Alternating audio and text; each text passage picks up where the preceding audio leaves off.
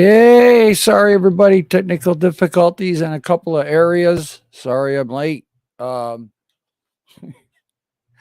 things happen. I appreciate everybody waiting, contacting me, getting a hold of me.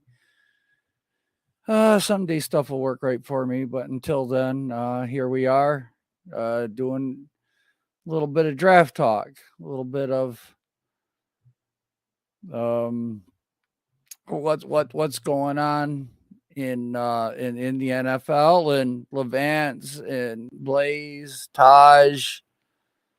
Here's my one partner in crime, Lou. Thanks. Like I said, I had some technical difficulties. Well,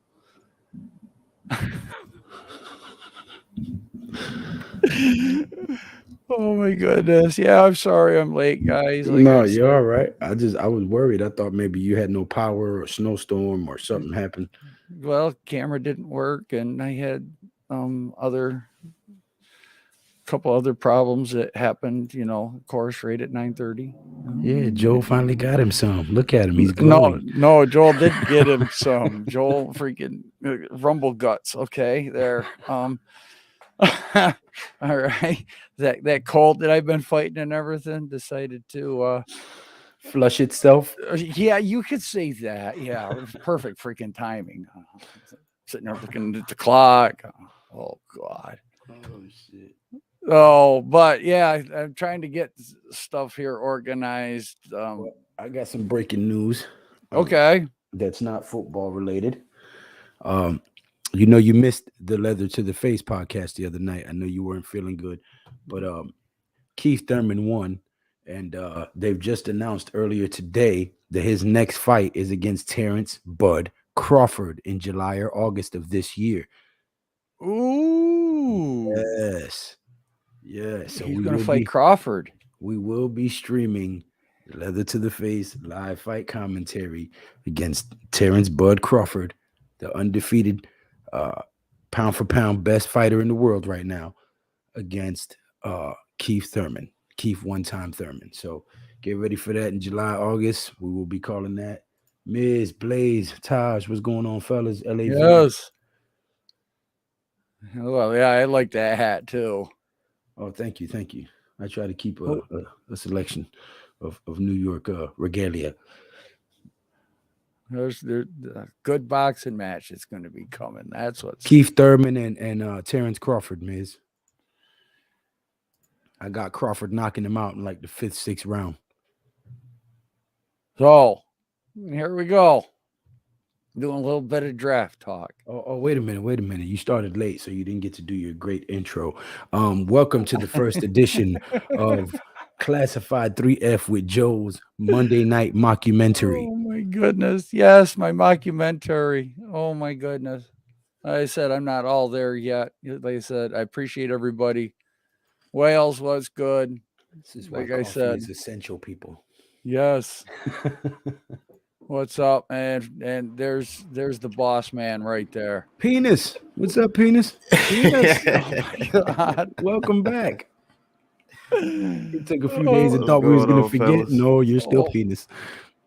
What's up, Pat? What's oh. going on, I fellas? just Fellas, what we doing here tonight? I just announced the breaking news that Keith one time Thurman will be fighting Terrence Bud Crawford in July or August. The date has not been set, but the fight is. So get ready in the summertime for me and Pat and Joe to be calling Leather to the Face between Terrence Bud Crawford and Keith one time Thurman. Ah, But welcome back to yes. Joe's Monday Night Mockumentary. Yes, we're gonna just have a little bit of fun, Pat. Go off the wall. Okay. What is a possibility? And it doesn't have to be. Look, this is not. We're not doing anything here that we're saying is going to happen. But let's look at some of the drafts because I've talked to you guys, and we'll bring it out to the chat. We've seen Cleveland Farrell taken high, and that kind of messed up the draft order. We see the Jets move up one spot for Mitch Trubisky. Nobody ever saw that.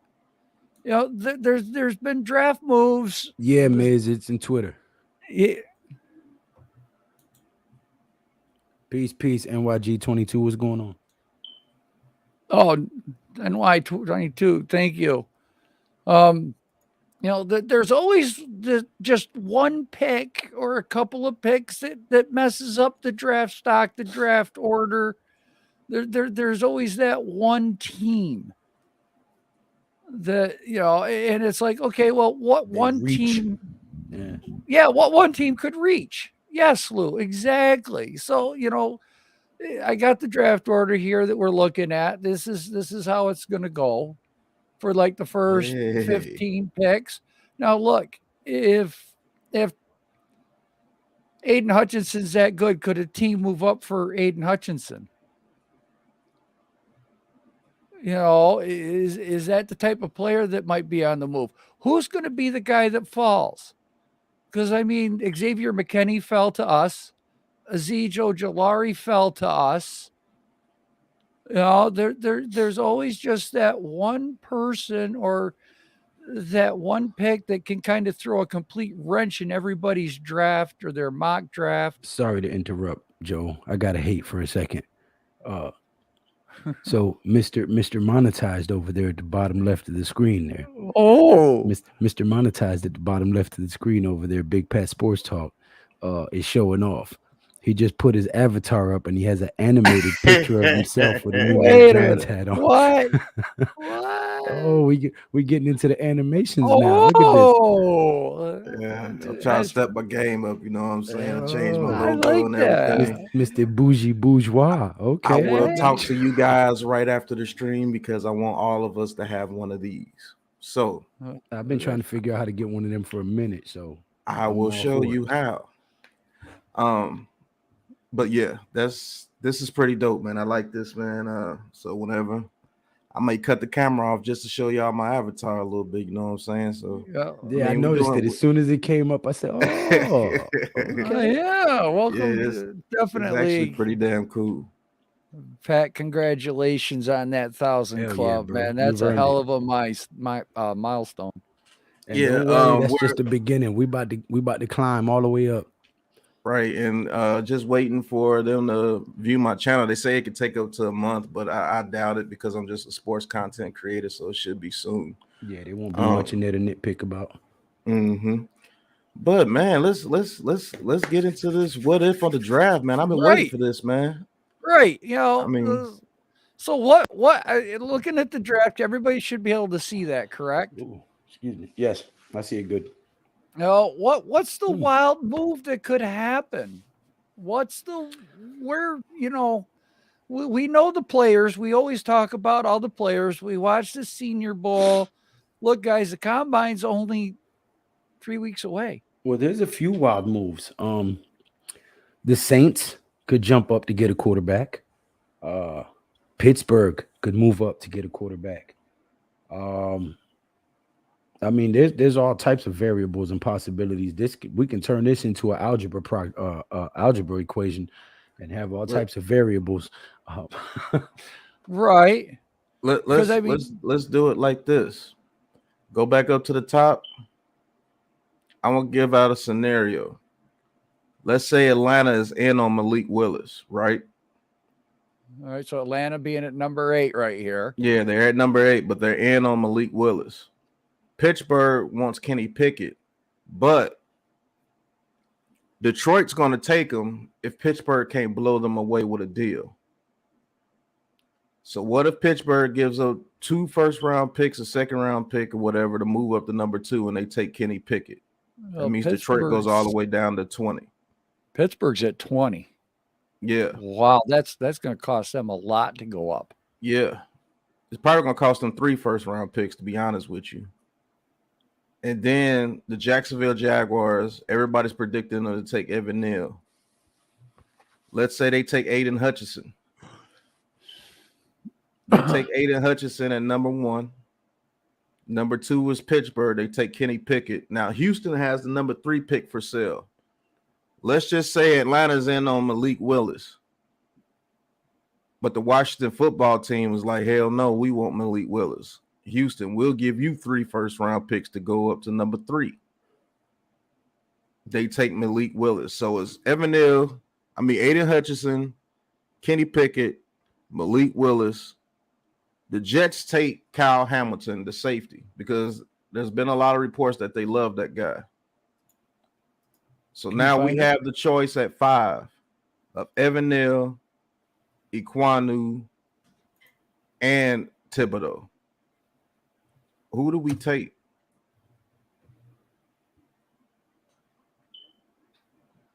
Sorry. I was responding to a text. I send it again, Miz, in Twitter. If Aiden Hutchinson, Kenny Pickett, and Malik Willis go 1, 2, 3, and Hamilton goes number 4 to the Jets, which has been predicted. Ooh, good. That means we have a choice. Neymar brings up a good point as well. Vikings could jump up to get a quarterback. That's true. So if Kenny Pickett and Malik Willis are already off the board, we're at 5. We have the choice between Thibodeau, Neal, Iquanu, Karlaftis, whoever we wanted right there. All the people that we wanted besides Aiden Hutchinson is right there at 5. Neymar. If the Vikings at 12 offers us a trade to come up to get, let's just say they're in love with Matt Corral or my boy from Nevada, what's his name? Carson Strong. Do they jump up? Do we take that deal with all those players still right there? Because we still got the number 7 pick. Would you guys trade back with Minnesota? And they have to offer us at least 2 first-round picks. At least, because that's a high jump to go from 12 to 5. Do you take that trade, or do we sit right there and take Evan Neal or Thibodeau? Oh. Let us know in the chat, and I just want you guys input on that. Hey, quick question. I need to brush back up on my college. Everybody knows I have a fucking hectic schedule. I be busy. I don't fourth get to watch. member. There goes Miz. What's good? What's up, guys? But I got a question for you guys. What's going on? Because you guys get to watch college. Most Saturdays I'm busy as hell and I don't get to watch college football. So I'm a bit rusty on my college. But Thibodeau is a defensive end, correct? Yes. Yeah, edge, outside linebacker, defensive end, yes. Oh, so he plays in the 3-4. He's an outside linebacker. He can play 3-4 or 4-3. He can do either or. But what's he predominantly playing now in college? 3-4 with Oregon. Okay. Yeah, for some reason, and the only reason I asked that is because I would like to get back to a 4-3 defense. He could play either or. I mean, most defenses now are doing both anyway. Yeah, they're running I know. 3-4s and 4-3s. Here's the thing with Thibodeau. If you want a third down pass rusher right now, you want the guy that's going to disrupt third down on the field if they're 3rd and long. Thibodeau is the number 1 guy off this board. There's no doubt in my mind if you're looking for a generational pass rusher, but he's going to need work on setting the edge against the run. And you're starting to see the experts say this too. And me and Pat been on this bandwagon with that kid. Look, if it's between him and Neal right here at number 5, I'm taking Thibodeau. Neal, I don't know. Me and Pat broke down film on that kid, and it's like he takes off on half the play. And I'm not trying to say he's not going to be talented, but I also worry about his weight. 350 pounds. Is he going to be able to keep that under control? Because, the Jets with they're looking to trade Becton because, and then they said that, they said the Jets said that, you know what? It's not his spot. I mean, he's got to fight for it. Say he's got to earn it. Yeah. Yeah. They did. So that's the only thing that worries me about Neal is he just seems to take half a play off. So if IKM right now to me is the number 1 lineman,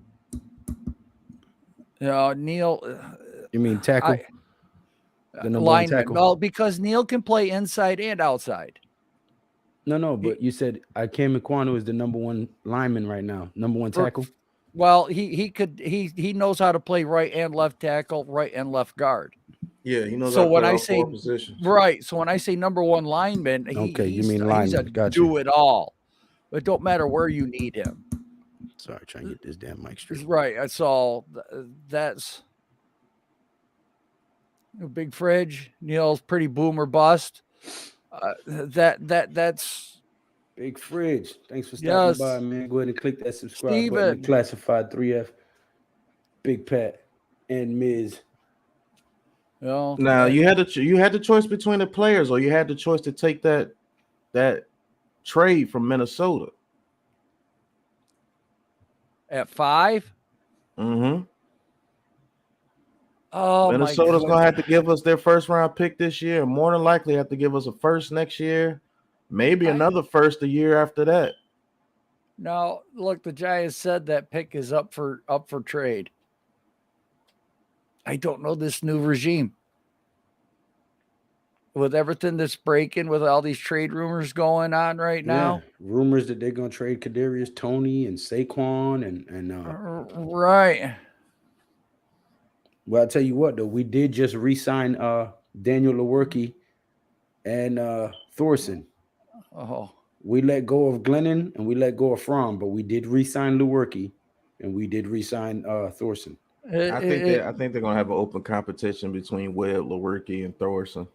NYG 22 makes a great point here too. Because look, if you're on a third down passing down, he's not a project. But teaching him how to be a 3-down edge. But is it worth drafting him there at 5 NYG to get like a Michael Strahan who was bad his first year too?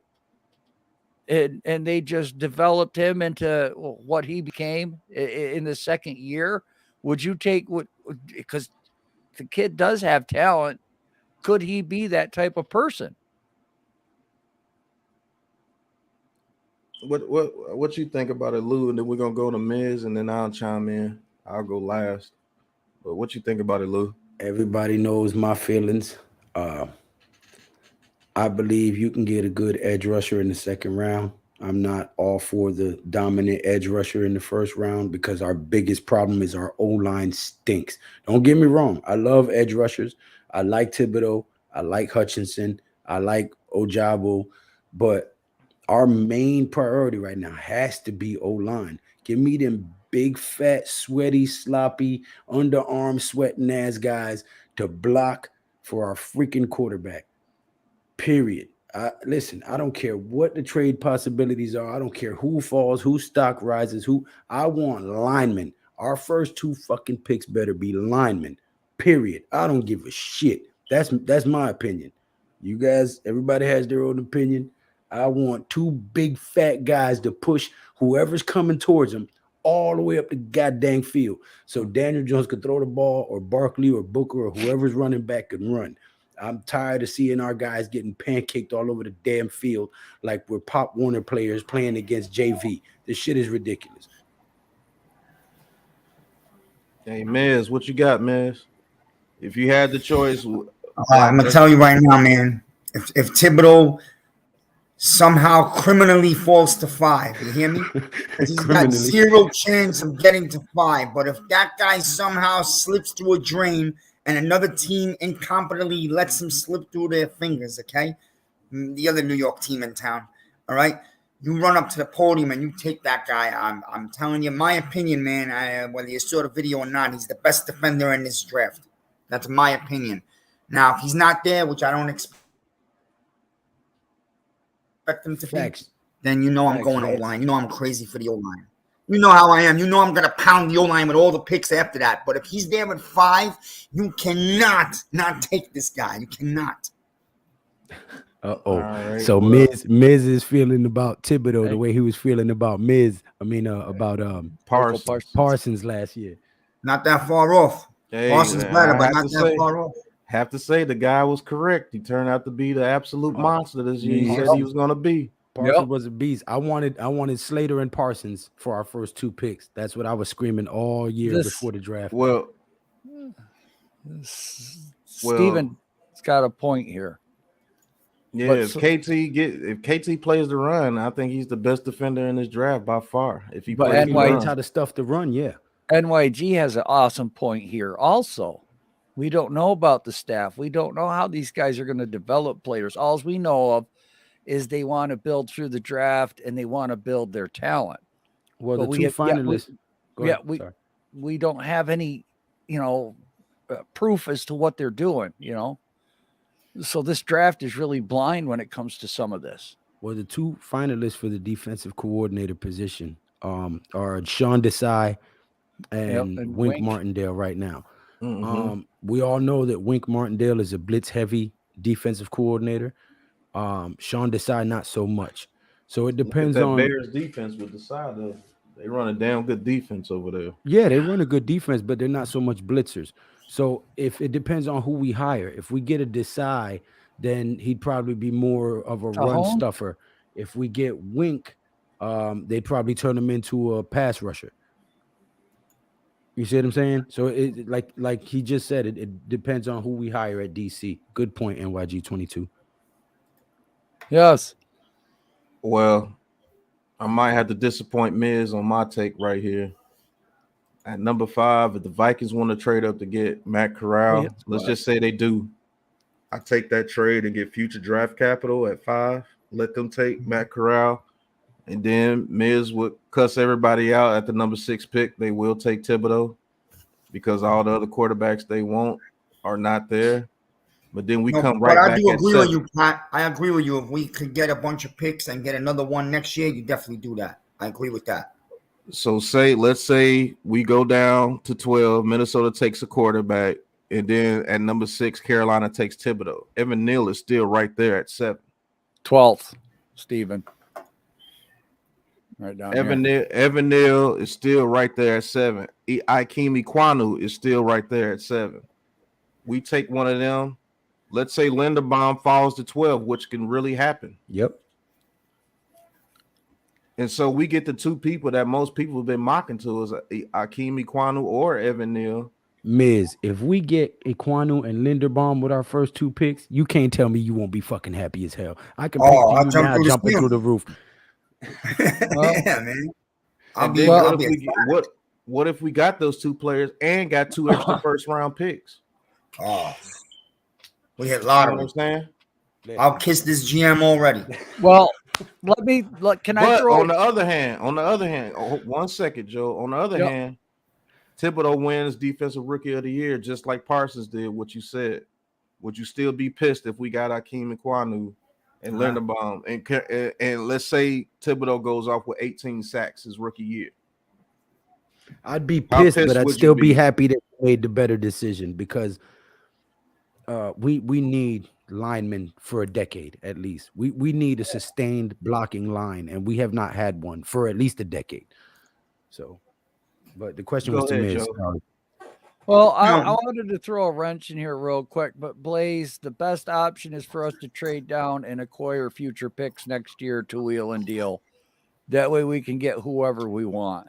That's the best case scenario in my opinion. I don't want to give up future, I don't want to give up 2024, 2025 draft picks to get a quarterback. Oh, hell no. So the best thing to do is if we can get a first for the 5th and maybe a bunch of picks for the 7th, then that's going to be the best. And we just brought back our 2017 draft pick. We just brought Davis Webb back. Well, here's the only scenario. I'm looking at Desai and I'm looking at Martindale. And then I look at our defense. Okay, Wink. I look at our defense. What's the one thing missing on that defense for Martindale or Desai? They need strong linebackers. Linebacker, yeah. So here's going to be a problem. We're going to have a rookie inside linebacker, but there's some stud linebackers. So, I mean, linemen at 5, are you guys going to be upset if we reach a little bit for a linebacker if we get no trade offers? No.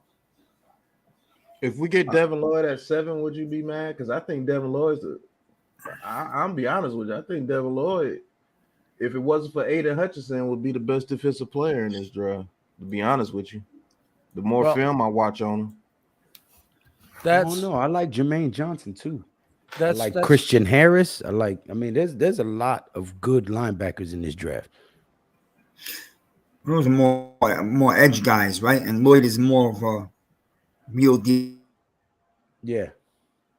linebacker. You know what I mean? Different positions. I've seen Linderbaum say they're going to take him in the top 10, and I've seen others that have him taken 31st in this draft. So he is all up and down that board when it comes to Linderbaum. I haven't seen. Chad Muma's another good linebacker. Yeah, Chad Muma's good too. So, yeah.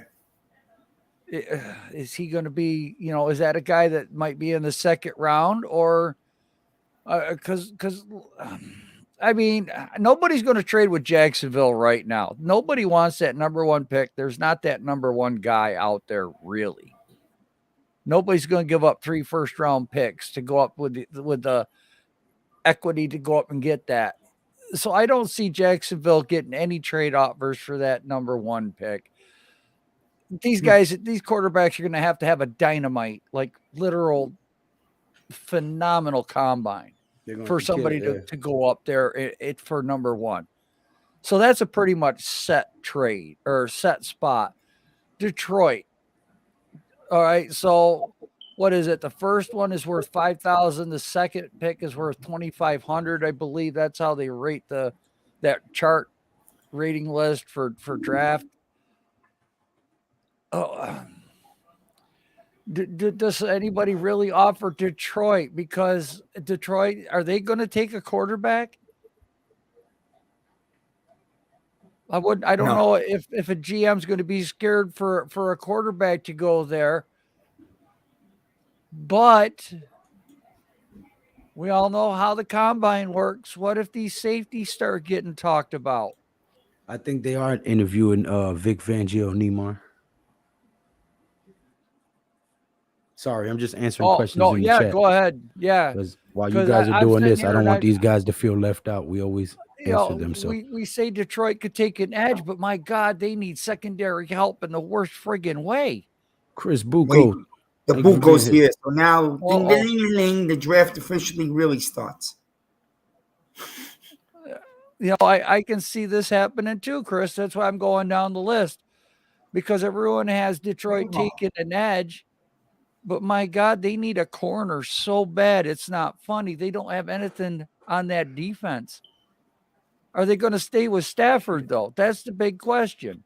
I've heard rumors out of Detroit saying that they want to trade him with another team to get rid of him. You're talking Stafford about Stafford ain't with Detroit anymore. You're talking about I can't think of his damn Goff. name right now. Jared Goff. Oh, he's gone. Yeah, he's gone. Yeah.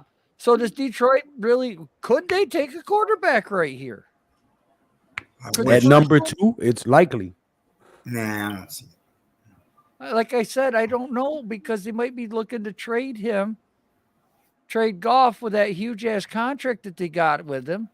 Because they've got another first round pick. Nobody's going to take that Goff contract. Right. Nobody's going to take that contract. Well, Goff.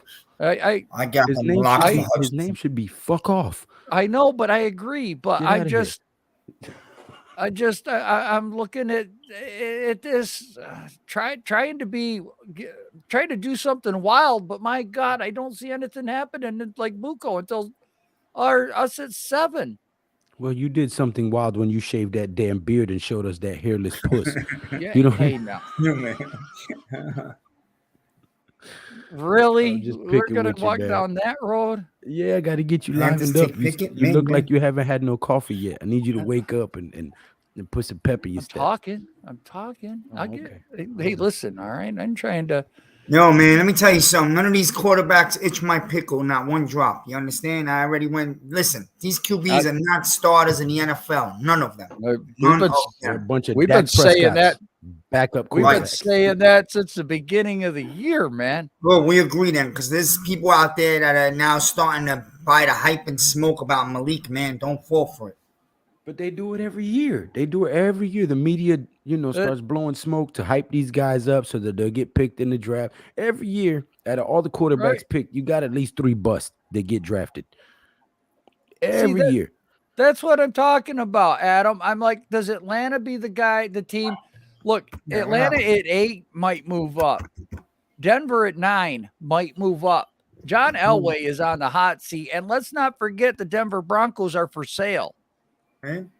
Oh, shit, that's right. I forgot about that. Yeah, that's why The everyone comes Broncos are here for sale. I That's why forgot everyone about comes that. here for our news. That's why I'm throwing out this mockumentary. That's my picture. Dude, I love that word. I'm not gonna lie. Okay, does Russell Man, Wilson See them? stay? Does he go? what happened to The the rumors pictures? are. Not going. I've heard that the Washington Commodores now they want Russell Wilson. Hey, Miss Miz. So they're giving up. They see me. Uh-oh. I don't see anything. No, man, we're in trouble now. See, that's why I've been behaving. I knew the boss was in the background somewhere. I was relaxing, but I'm being bothered. See? Wait, Yeah, I agree. He has to come back because there's something wrong with the computer. Okay. Yeah. Thank you. Get him squared away. We need him back up here. Because I mean, if you look at this draft, everybody, Carolina at number 6 is the first team that really needs a quarterback. And there's no rumors of them getting anybody. I'll say this is funny. Does anybody knows how to say that linebacker's name from from Navy? Because he did show some good speed, but I think his name is Diego. How you say his last name? I think they say it Fago. I think the it's T is silent. The T is silent. It's like Moe. Everybody says Moet, but it's Moe. It's Fago. I think it's Fago. But it's spelled like a bunch of twigs. Right. Yes. Because that is the definition of that word. Faggot is a bunch of twigs. Right. Yeah, Elway is still feeling. This is the scenarios. Okay, so like I said, could Detroit mess this up, or could they take the quarterback first? They do need secondary help in the worst way. They also need an inside linebacker. Their defense is like nothing there at all.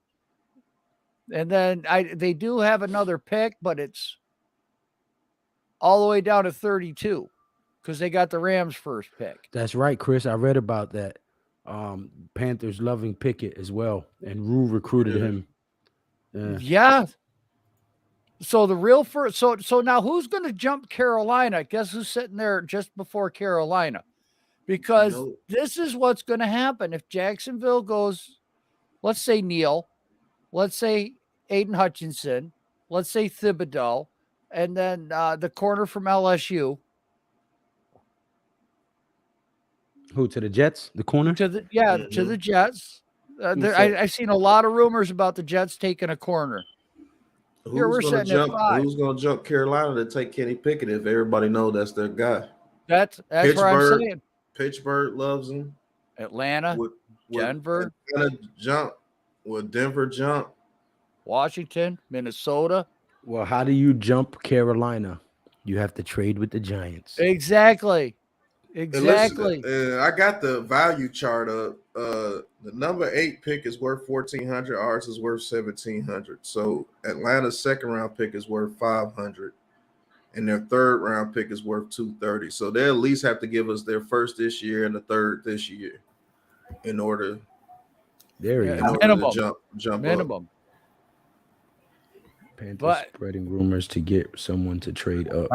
Someone falls. Yes. Hey, you know what? We could say whatever, but I still say the New York Giants sold Azeez Ojulari to us. I still say the Giants threw a rumor out about his knee. Well, no, it wasn't a rumor. He did have a knee injury, but it was in high school.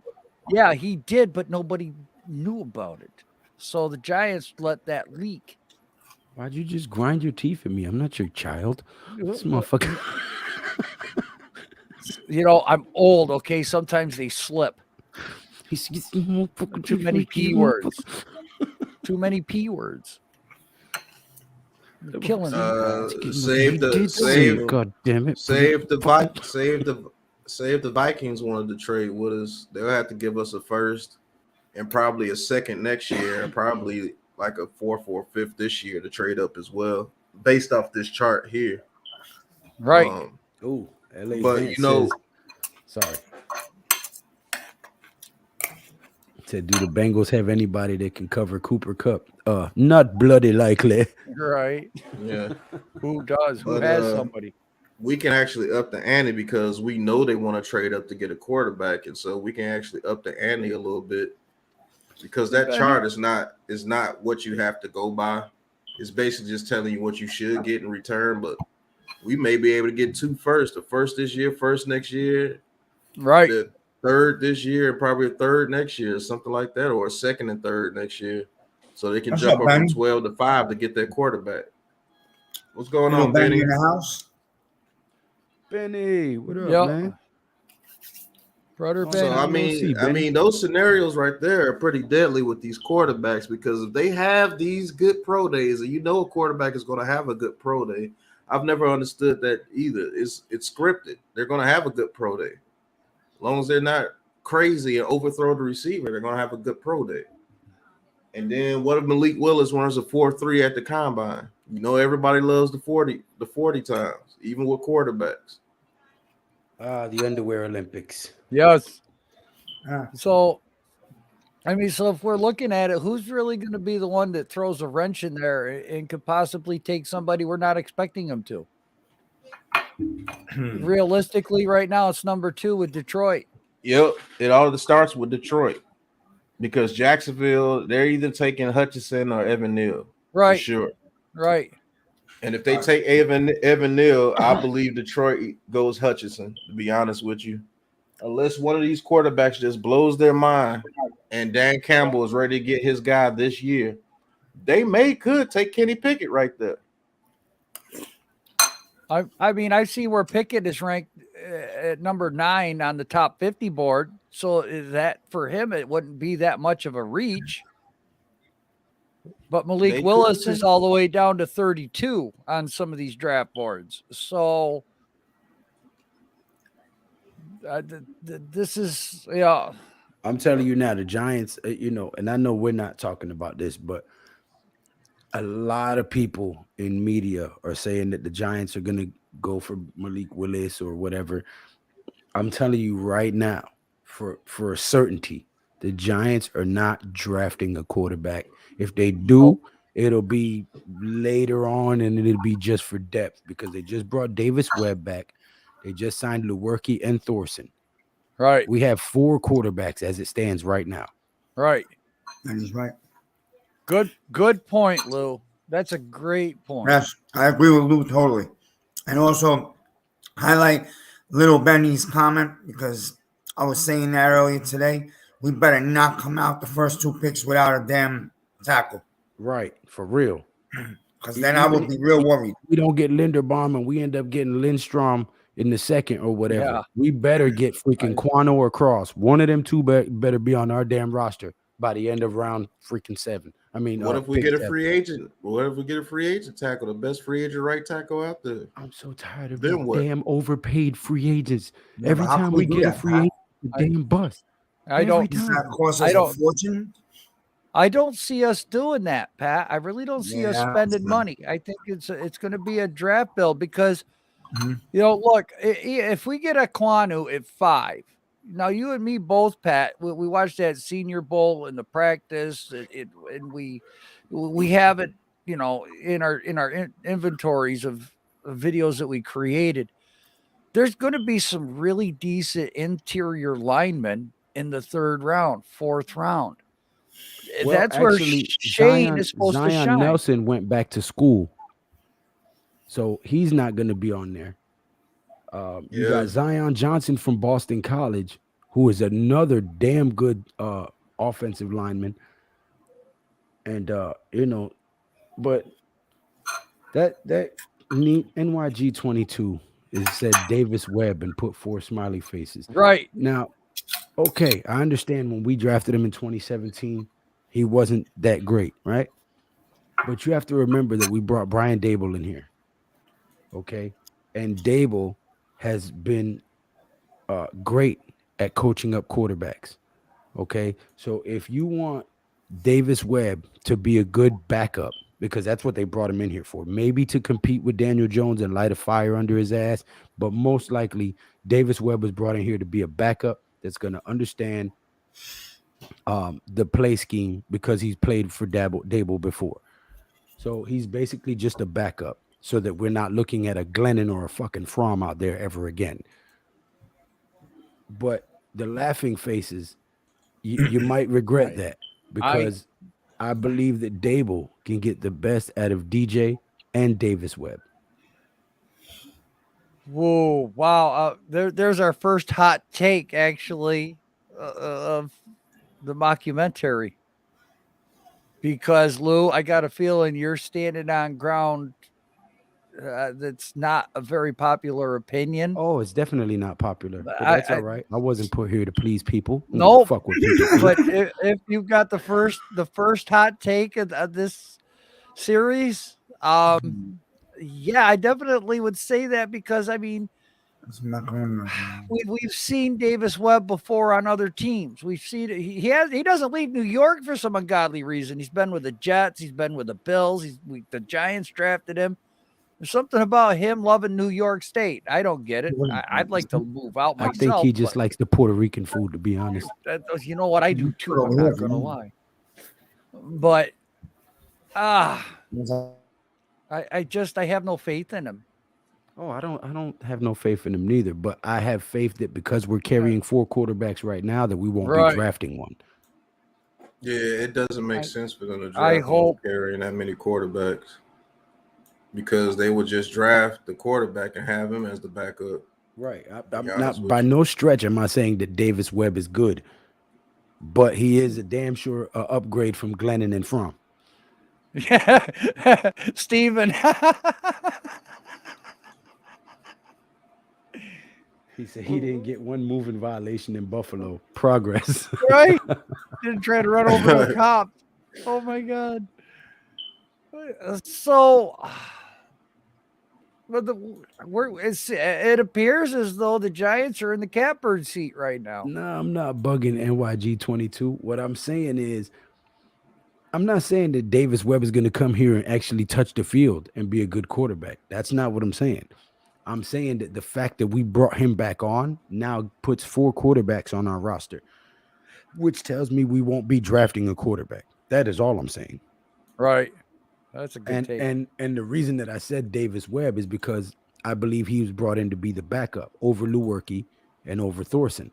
So in the event that, God forbid, DJ gets hurt, we'll see Davis Webb in there instead of Lewerke or Fromm or Glennon. That's all I'm saying. I'm not saying Davis Webb is good or that he's going to ball out. All I'm saying is that he is the reason we're not going to draft another quarterback because we now have 4.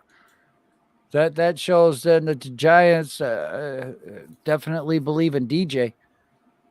Yeah. Yeah. With this going on. So, yeah, like I said, I look at this and I'm like, just garlic toast. Where's that wild move going to come from? I can't tell you the Giants believe in Jones. I can tell you that they don't believe in these quarterbacks in this draft, just like a lot of us. Good point. Because I damn sure don't like for none a year. of them. Find out what he's got for a year, and if it didn't work, that he was a stopgap for a year, that gets you to a much bigger class next year. I mean, it's pretty obvious. Well, we can agree to disagree, NYG 22, but at the end of the draft, if we don't draft a quarterback, make sure you come back on here. Don't go hiding.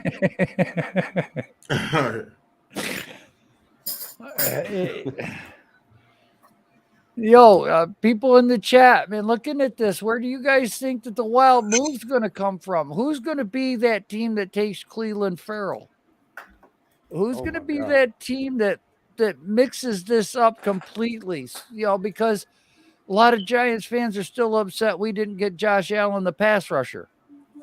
What's going to be?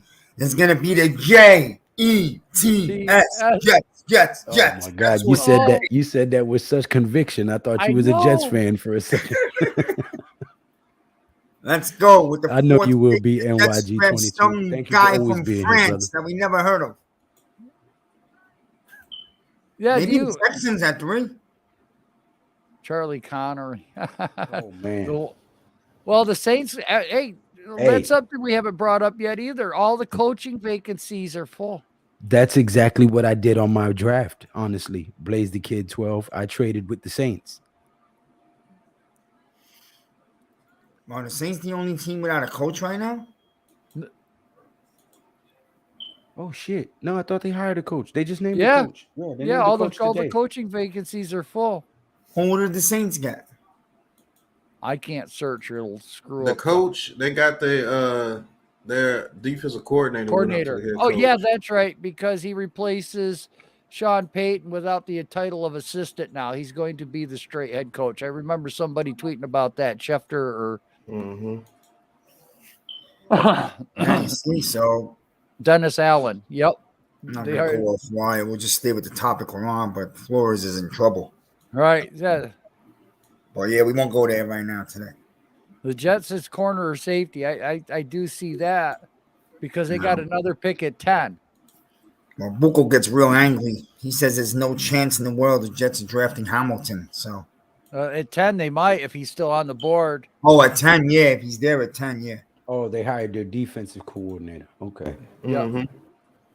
Yeah, Dennis. Hope he does well. He coached the Raiders. Yeah, he did. Yes. Carolina. Well, I'm happy the Texans got Lovie Smith because I thought that was the right guy for that. So he deserves another shot. So Lovie Smith is a good coach. Yeah, I like Lovie Smith. Whatever happened to the old Vikings coach? Another Dennis. Was it Dennis Green? Oh, Dennis Green. Yeah, passed away. Green passed away.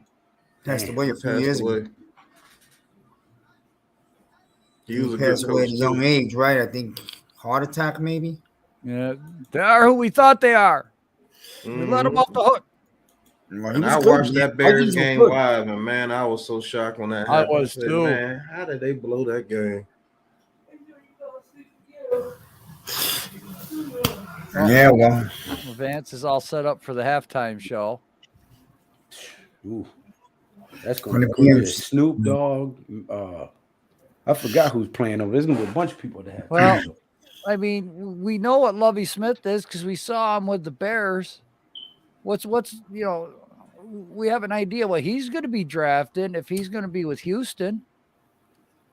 If Thibodeau goes there, I think he takes Thibodeau, to be honest with you. Yeah, me too. He's a defensive guy. And I will say this, if he likes Devin Lloyd enough, remember, this is the guy that brought in, I think he was one of the guys that worked with Urlacher.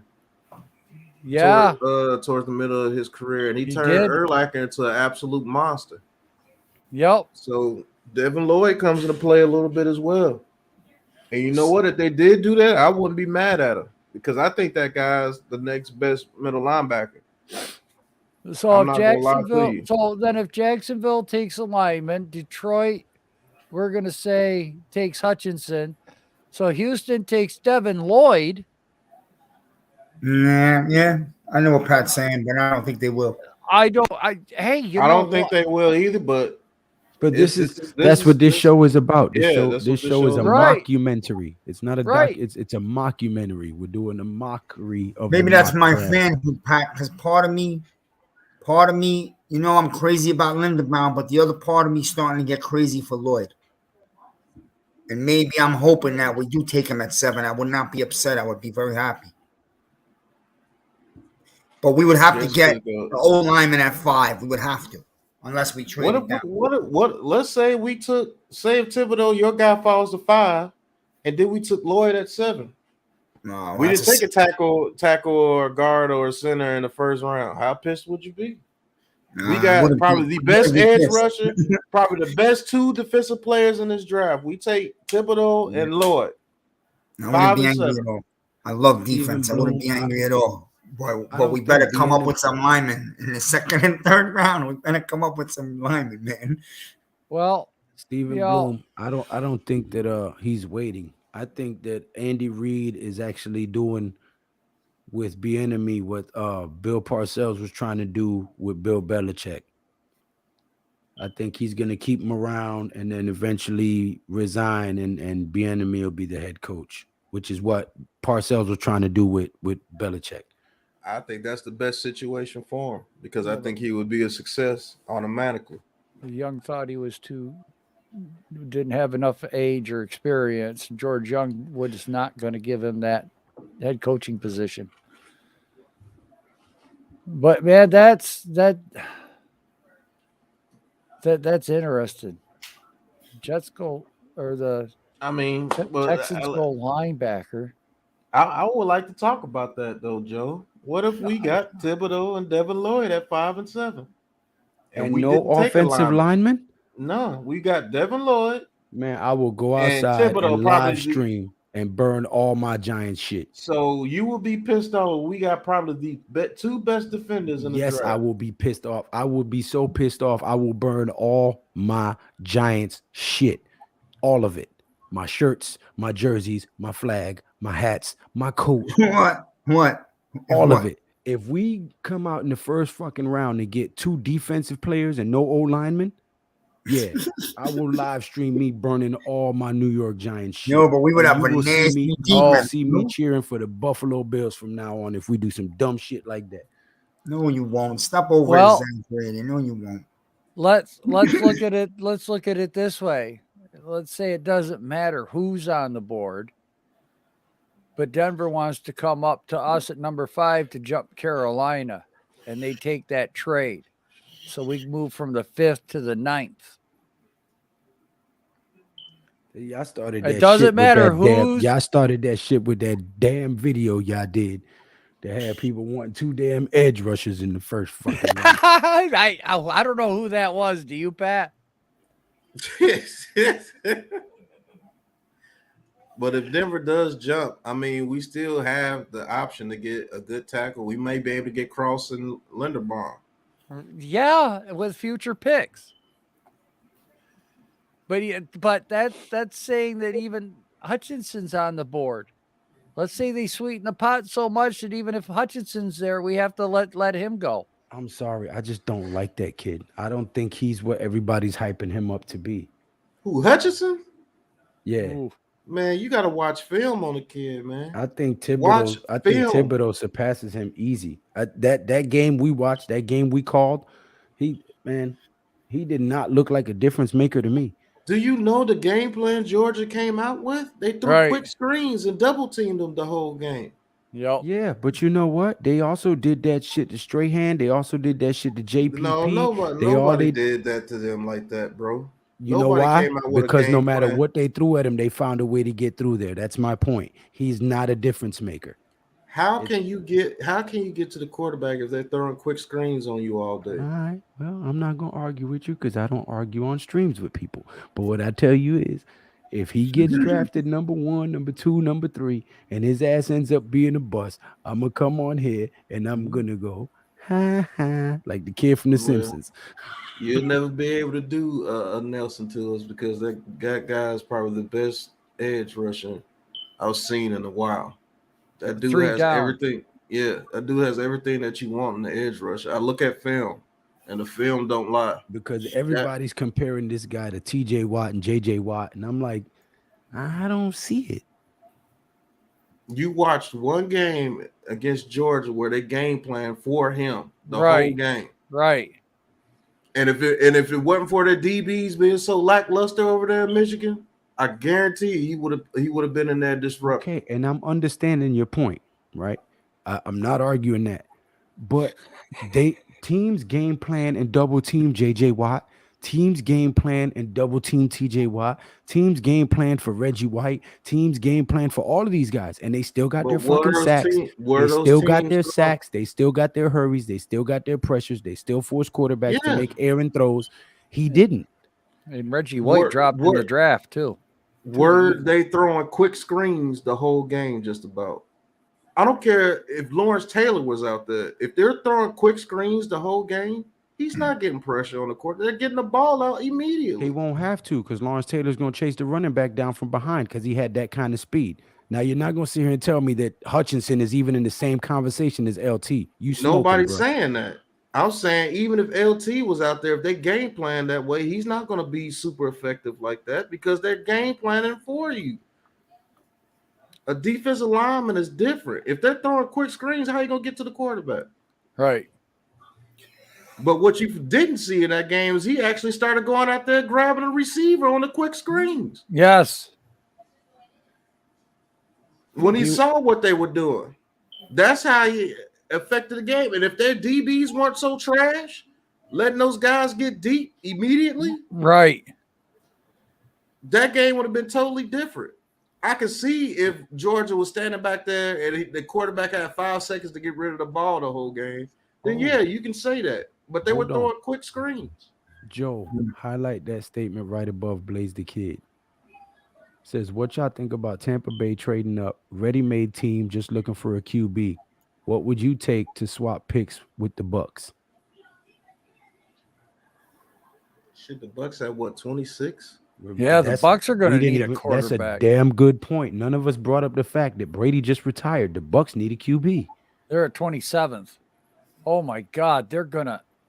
I think they're wrong with Kyle Trask in 1 year. Remember, they drafted him in the 3rd or 4th or 5th round last year. Who they got? Or they'll sign a free agent. And Who they have? They may trade Kyle Trask from Florida. Oh shit! They may trade for Jimmy G. To be honest with you. Oh shit! Well, that's right. They did say they were looking for a good trade partner for Jimmy G. San Francisco did come out and say that. Yeah. Yeah. Who gives a shit what San Francisco said? Well, Pat, you still got that chart brought up? Yeah. What would it take for Tampa Bay to jump from 27 to 17? What's the point? Their pick. Sorry, Joe, but their pick is 680, worth 680 points. Our pick at number 5 or number 7. Let's just say number 7 is worth 1,500 points. So they almost have to give us 3 of their value first round picks to get up there. So they will have to give us a first round pick this year and next year for sure. A 3rd rounder. Their 3rd rounder is only worth 136 points. So they're probably gonna have to give us a first this year, first next year, and a first the year after that, and a 3rd rounder this year. At least just to get our 7th pick. That's not even the 5th pick. So they're going to have to give us the farm. And they throw in one of their receivers. Thank you. No, Godwin's gone. What you say, man? Godwin's gone. Throw in one of your receivers. Thank you. No. Godwin's gone. Evans is signed to a long-year deal. See, not many teams are willing to go from 5 to 27. So what Tampa Bay is going to do is have to move up. So that's why I asked what the point difference. Let's say Tampa Bay switches with Cleveland at 13. What's the point differential with what's the points for 13 and what's the points for 27? Joe, that defeats the purpose though, because you're gonna have to give up a lot to go to Cleveland. Then you have to give up a lot again. So you're actually killing yourself doing that. You might as well just go from 27 to 7. Because if he turns out to be a bust, you done gave up all your draft capital for the next 2 drafts. Like I said, all I am is I'm just curious as to what it would cost, what the points are. From 13 to 7, 13 is worth 1150. Our 7th pick is worth 1500. No, 13 to 27. Good point, Stephen Bloom. Bucks need a vet. They're not handing the keys to a rookie. Not with all the talent they got there. That's a good point. Maybe they go out and go after Russell Wilson or Deshaun Watson or something. It would take at least 2 first-round picks and the 3rd round pick to go up. Well, the rumor is Aaron Rodgers might be going to Tennessee. Nah, he's not going to Tennessee. I believe that when I see it. Well, he just bought land out there to build a house in Nashville. Yeah, because his girlfriend wants a nice country type of place to smoke weed by the fire. So that's a nice place. What's the 27th pick? How much is that valued at? 660. The 13th pick is worth at 1150. So they're gonna have to give up 2 first-round picks and probably a 3rd.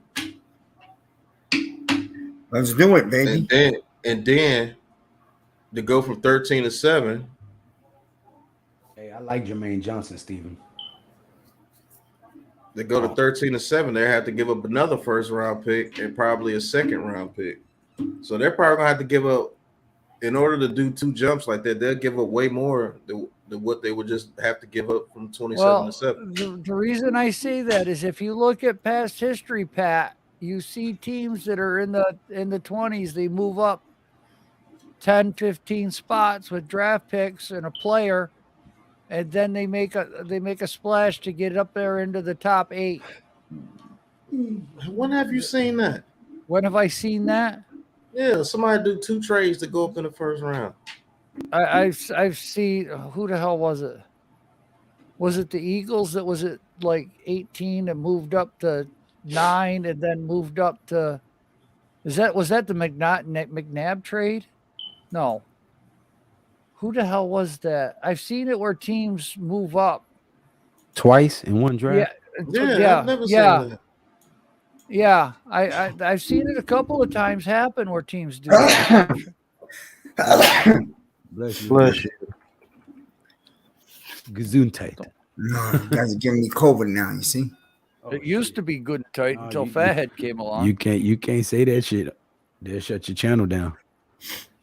That word is banned. My You gotta channel say ain't the worth, cooties. my channel ain't worth much anyway, so it don't matter. Yeah, but you're on Joe's. Oh, shit. Yeah. No. He said, "The hell with your channel, Joe." We're gonna do what Joe said like a month ago, man. Giants are gonna trade both picks down and get a boatload of picks, man. Boatload. Yeah, I won't I'm be still mad trying at to. I've never seen that, Joe. Where a team trades up in the first round and then trades up again in the first round. I've never seen that because it doesn't make sense. Just trade up Chris to the spot Bucco. that you want. Chris Bucco said it was the Eagles for Wentz. Bobby There it is, Murphy. Bobby. Yeah, they went from 13 to 8 and then up to 2. Yeah. Yeah. Yeah, there you go. That doesn't make any sense. How'd that work out for him? Right. They won a Super Bowl. Not with Yeah, he Wentz won throwing the ball. MVP that year Nick before he Foles. got hurt. Nick They Foles won that a Super Bowl. That's how it worked out, Yeah, man. but Carson Wentz ain't won shit. Nick Foles won that Super Bowl. Right. Carson Wentz is yet to throw a fucking touchdown pass in the Super Bowl or even step on the field in the Super Bowl. I don't think he's won a playoff game. Yeah, but he had him like 10-1 or 10-2 that year, right? Before he got the knee injury, I believe. No, he was doing better that year before he got hurt. What do you mean? He won MVP that year. He was MVP of the league. Who Wentz? He was in the talk. Oh, so he didn't. Well, all right. Maybe he was in the talk. He Maybe I'm not was remembering. before he tore his ACL against us when he did that end zone dive. He was in the MVP talk candidacy. And I know I've seen it before. It's been a while, but I have seen it where teams,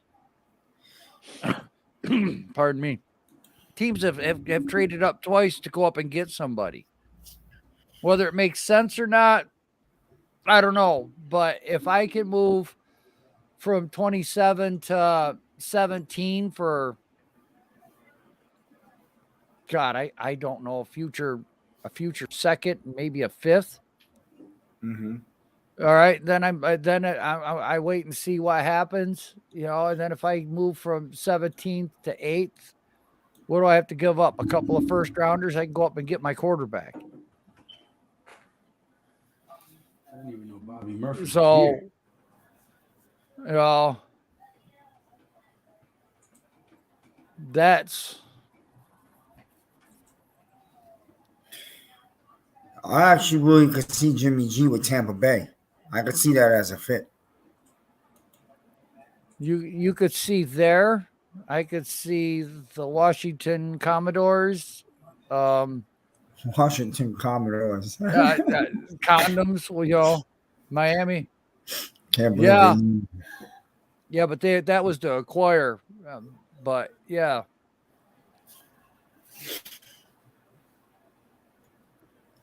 Used to smoke pinners when my mom made dinners. Now I smoke bombs and rock with Leonard Skinner. Yeah. Okay. Well, that's good, Bobby. That's Thank you. that's Kid Rock. Right. Miami traded back to 12 and then back to 6 for Waddle also. Yeah. Teams make moves. All right, man. Let me ask you this. Who the hell saw the Eagles trading with the Cowboys last year? Man, don't even talk about that shit. I'm I just- still want to slap somebody over that shit. Dude, I'm just saying, though, those are the types of moves. This is the stuff that shakes up the draft. That's what I mean. Who's going to shake this draft up this year? He said, "Yes, sir, G Nation, sir." Yes. You a Marine, LA Vance? That move by Dallas and the Eagles is, to me, I could be wrong. I think right now, sitting today, it was better for us. What? Yeah. We would have drafted Smith. Judge was going to draft Devontae Smith. You wouldn't have had. Sure was. You wouldn't have had a 5 and 7 right now. Well, 7, You right? would have drafted Devontae Smith for sure. Right. Thank God Gettleman's ego got in the way of that, because the only reason he traded down is because everyone in the press said he don't trade down. That's the only goddamn reason why we got 2 picks this year. Well, I think the only reason is his ego, because he came from a place that did a lot of trade back for capital. So I think it was both. I think it was, to your point, yes, and I think Joe Judge had something to do with it as well. Well, once the Eagles and Dallas flipped and Devontae was gone before we could get to him, then Judge said yes, let's trade both back. agreed. Yeah. Well, then we should have done what Miz wanted and taken Parsons and really pissed off the Cowboys. That would have been funny. That would have been amazing. That would have been funny as hell. And can you imagine? Jerry Jones would have been very angry at it. Can you imagine what Patrick Graham would have been able to do with Blake Martinez and Parsons on the field at the same time? Right. And Ojulari? Holy shit. Yeah, because we got Ojulari in the second round, but I think Joe Judge panicked and he didn't get his receiver in Smith, so I guess they saw the same type of stuff in Kadarius Toney. And I don't know, man. If they wind up trading Kadarius Toney, man, that's gonna be messed up. I don't think they will, Pat. I don't think I buy that. Oh, nice. Kid Rocket. But I do think they are quietly gonna shop Barkley. See what's out there. He's going to the Bills, man. Hey, go ahead. God bless him. I hope he does good there. I hope he wins a Super Bowl with them, whatever. What are we getting back? That's more important. I need to, what are we getting? Well, because look, man, let me tell you something. The Giants 1,000% are not paying Barkley after next year. So you can start thinking trade, whether it's now or during the season. That could happen, 22. Yeah. But the Panthers are at the 6th spot, so I don't see anybody. It would be funny, though, if they give up a first round and the first round of next year, like a third round of next year, because somebody wanted to trade up with us. And they had to trade with us and stop them from getting them. That would be messed up. That would be messed up. I would play that, too. Man, it's a cold world, but somebody got to do it. That's right. I agree 100%, guys. What about that? That would be absolutely funny as shit. If somebody's jumping up the tape, let's say Malik Willis is there, and they wanted Malik Willis, but we got a trade on the board from Minnesota where they're giving up the farm, and we tell Carolina, hey, look, they're giving up the farm. They're giving us their first round this year, one next year, the 1 year after that. Let's talk. You give us a 6, you give us a pick next year, the year after that, and you got it. Are you kidding me? I want your second this year. I want your first next year. I want your first the following year with a third. Right. We're talking about Carolina? Yeah, because they think somebody's going to jump them to get Willis. So we get 2 second rounders and still have 2 first rounders, and then we have 2 first rounders for the next 3 years. And let's say Carolina sucks for the next 2 years. That means we'll have a top pick for the next 3 years. Right. And remember, they gave away they give away a 2 and a 4 to the Jets for Sam. Yeah. So they have nothing if that happened. They sure did. Damn. That would be messed up. But like I said, it's a dirty job, but somebody Hey, got to do it. hey, you know what? I'm going to be happy The sitting hell with back. the Carolina Kittens and they keep purring logo. If they made a crazy trade, Carolina for a quarterback, whether it's us or not, if they did a crazy trade to move up a few spots and get their guy, and they have another 4 or 5 win season, that guy Raul might get killed. All right, Lamar's got a good point here too. that guy be ran out of that city. Oh, Carolina doesn't have another pick until the 4th round. Oh my Nah, God. yeah, I'm telling you, they have no picks.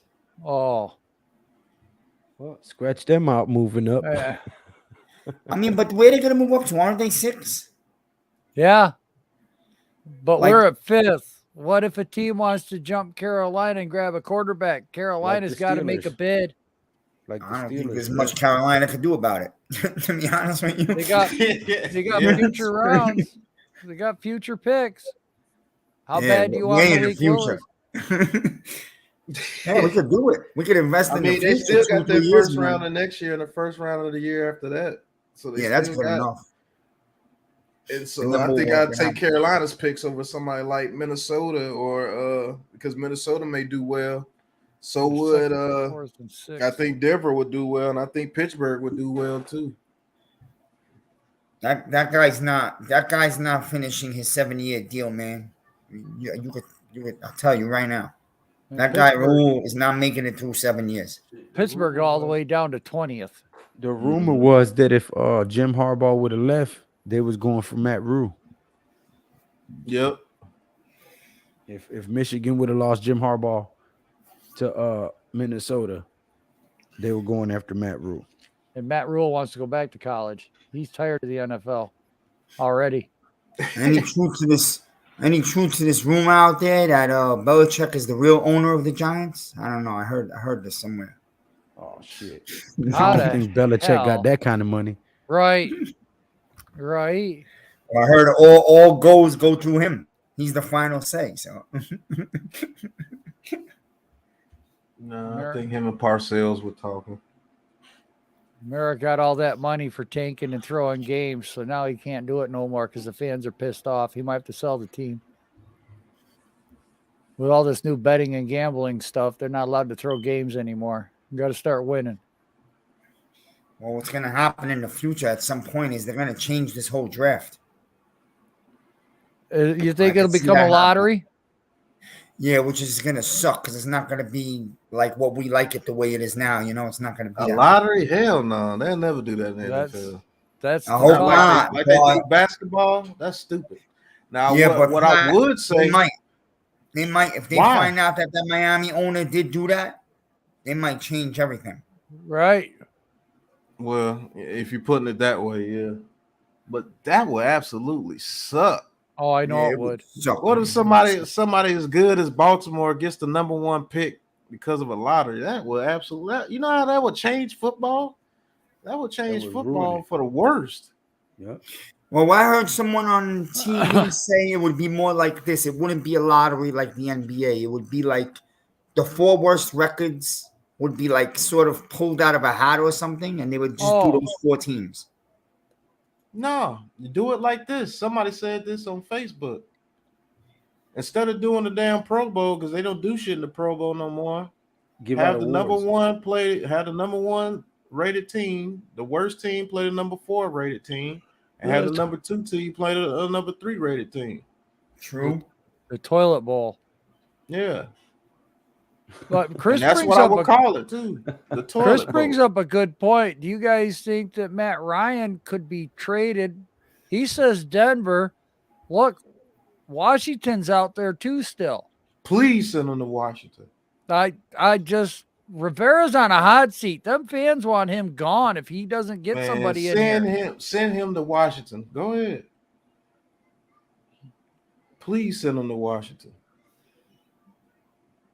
It's Steelers Steven. too. No, I mean they probably Steelers won't go for him, but yeah, Steelers also. Is it Denver? Look, who's going to be the first team that trades up here? Because we all see trades happen way before the draft. Well, The thing about that, guys, nobody's gonna trade. Nobody's gonna trade up Question. to save their job for a rookie. There's always Teddy gonna be a veteran. Bridgewater coming back to the Saints.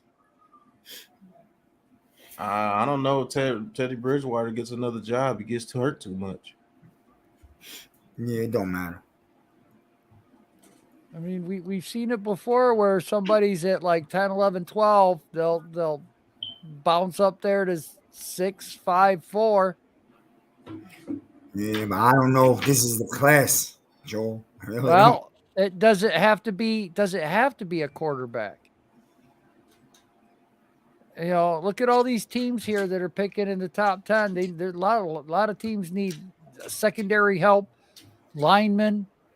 You know, look, if these corners start getting high profile and start moving up the draft boards because they're in the underwear Olympics, they run a good 40 time. We know how a good 40 time impacts. John Ross. You think he should be a first round pick? Hell no, but he goes out there and runs what up? 4.17? No, Whatever 4.2, 4.23 or 4.22. he goes what? Number 8 overall. You know what? I would turn John Ross ass into a DB.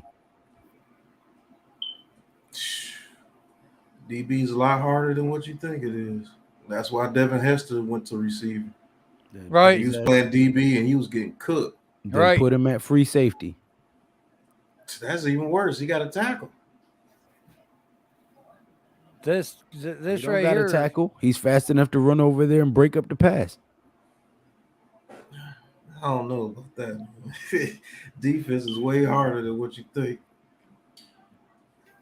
That fool be out there. He don't understand the coverage. I don't care how fast you are. Right. If you had a cover 2, you run to the wrong receiver. Shit. Oh, Unless he what's the blue guy for the X-Men that can teleport? Unless he's that guy. oh yeah. Oh, Russell. Nightcrawler. Nightcrawler. Yeah, unless he's Nightcrawler. Yeah. That's a wrap. Russell Wilson is smart. He would go to Pittsburgh. I don't know what their money situation is, but if he wants to win a championship, he go to Pittsburgh. The Steelers will be a beast. Oh my God. Russell Wilson in Pittsburgh? Yeah. That would be Right. dope. That would be dope. Yeah, he'd get him another ring. Definitely. He would get another ring. Boy, Tomlin would be so excited. Right. Especially if he goes over there and ball out, because shit, they made the playoffs this year. And Big Ben has been washed for 3 years. So you if you got the team ready like that, you can just slide Russell Wilson in and you ready to go. Right. As soon as he learns the playbook, you're ready. You're a contender. That's what they should do. Give up their one. Go get him. Give up their one and whatever else. Well, but if we look at this draft again, if you look at Atlanta, they got what, a second-year head coach. All right, Matt Ryan just was not Matt Ryan. He's fallen on the decline, and I think they see that. Then if at 9 is Denver, always on a hot seat. The team's for sale. They got a lot going on that franchise right now. Do they hit the panic button? Hey, Right now, Denver's the one that's most likely to hit the panic button and do something stupid. 11, you got the football team. They need a quarterback. That is the one desperate need that they have to have. So if Russell Wilson stays, if Deshaun Watson doesn't clear litigation in time, you know, that's going to be a problem for Rivera. He's on the hot seat. Minnesota now has a new head coach. All right, so they're going to be looking for somebody, even though they say that Kirk Cousins is going to be the guy. Of course, they're going to say that right now. But Kirk Cousins hits that team for $40 million cap hit this year. $40 million he hits that team with. So are they going to stay with him, or are they going to, is a first-year head coach going to try to make a move? You know, you look at Cleveland with Baker Mayfield. Is Cleveland going to be looking for a quarterback a la the Jets? Listen, on a different note, I kind of envy the way Pittsburgh does things, right? They have Who doesn't? a long tradition with their coaches, where their coaches have a long tenure. They draft well. They always have a solid defense.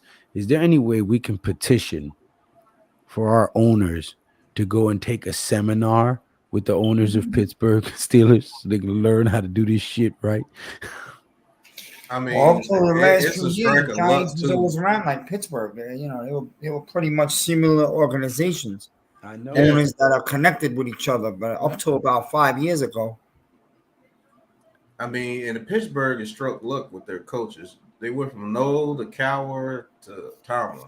Right. yeah. They got the luck with quarterbacks the Packers got. Right. And I'll tell you, I'd Because- rather have Pittsburgh's coaching staffs than the Packers quarterbacks. Right, because like 50 years, man, they've only had like 4 quarterbacks. They went from Bart Starr to whoever. Then they had the Magic Man. I can't think of his Magikowski? name. Yeah, Magikowski, and then Brett Favre, and then Aaron Rodgers. So I mean, they've had some incredible luck with coaches, man. And Yep. don't get it twisted. I'm not saying that it's all luck with them. No, they chose those coaches for a reason. Right. But man, who could imagine that you can have over 40 years of coaching with 3 guys? Right. And each one of them gets you a Super Bowl. And remember, Bill Cowher didn't win a Super Bowl for a long time. Right. Took him He a was minute. good. He was good. He kept him in the playoff hunt and everything. And Neil O'Donnell screwed him out of one Super Bowl against the Cowboys. But they stuck with Bill Cowher through thick and thin. They did. They stuck with that man for what, 10 years? He was a good coach. He just, he was great, the big one kept eluding him. John Man. Madden was the same way. John Madden kept getting to the big dance and losing. So do you fire a coach like that? No, you got to keep believing in him because you got to know that one of them he's going to win and bring home. And they stuck with him. For real. No, he was great. Bill Cowher was great. Steven's got a question. Same thing with Tomlin. Tomlin's only got 1 Super Bowl. Tomlin's man, the teams that he takes to the playoffs, this shit's crazy, man. I don't know how the hell that dude be doing that shit. The man's never had a losing season. Never had. The worst, he was 500. Right. A 500 season for Tomlin is terrible. Right. In their book. Right. Tomlin's great. But Steven asks, he's heard mixed stuff on Penning. Any insights? Insight on Penning is he's a nasty blocker, but he's going to struggle with speed at tackle. And I think he would be a damn good guard starting his career. If he went to guard immediately, he'll be a damn good guard starting out. It'll take him a little time at tackle, but I know at guard he can be an all-pro in about 2 years for sure. LA Vance, I beat you, bro. I've been had a stomach tap. I'm going to get one. I got a scar that goes right down from my sternum to my pelvis. I'm going to get one that's got a thermometer that blows up one of these days.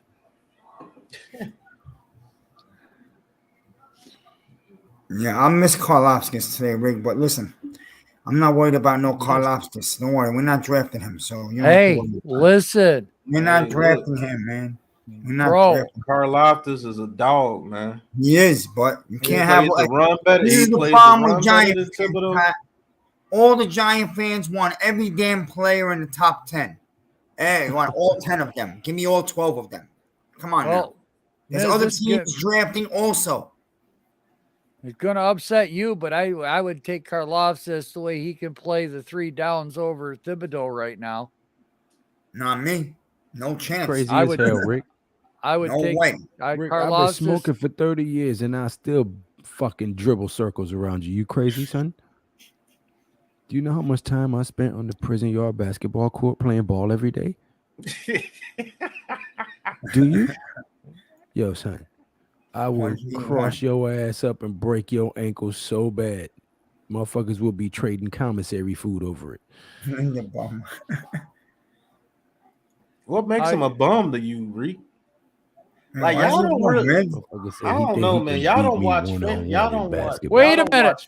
Wait a minute. I'm gonna go back in chat because I know for a damn fact Rick was hyping up Linderbaum like there was no tomorrow. What the hell, dude? The magic mushrooms you got, my guy. You must have a bad batch. Because you were hyping up Linderbaum left and right. So you're Karlaftis and taking Johnson. Karlaftis over Ajabo? Yeah, I would. Okay. Mhm. I'm asking. You probably know better than me. I got to do a little more homework on him. I Right. had those guys as the next level.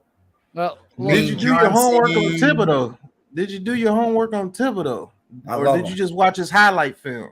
Because No, it's I love different him. from watching highlight film and watching actual No. film. When you watch That guy's- Parsons highlight film looks like the regular film to all 22. That's how good Parsons was. I knew Parsons was gonna be a monster. On that note, I'm gonna step outside, smoke a cigarette. all right. You Yeah, do I that. am too. But Thibodeau's going to be a monster too, Pat. I'm telling you. Maybe not a Parsons. watch but film. Don't just watch his highlight. His highlights are amazing. Okay. Hey Pat, I Huh? have a strong feel for this. I'm telling you. you going to smoke a damn black, ain't you? Yeah. Boy, don't smoke that whole thing. Uh-oh. That shit serious, boy. That shit like Ooh. smoking 10 cigarettes, nigga.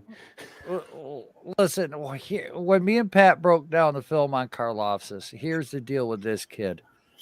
He blows up the RPO. This kid plays the RPO to almost perfection when teams run it against him.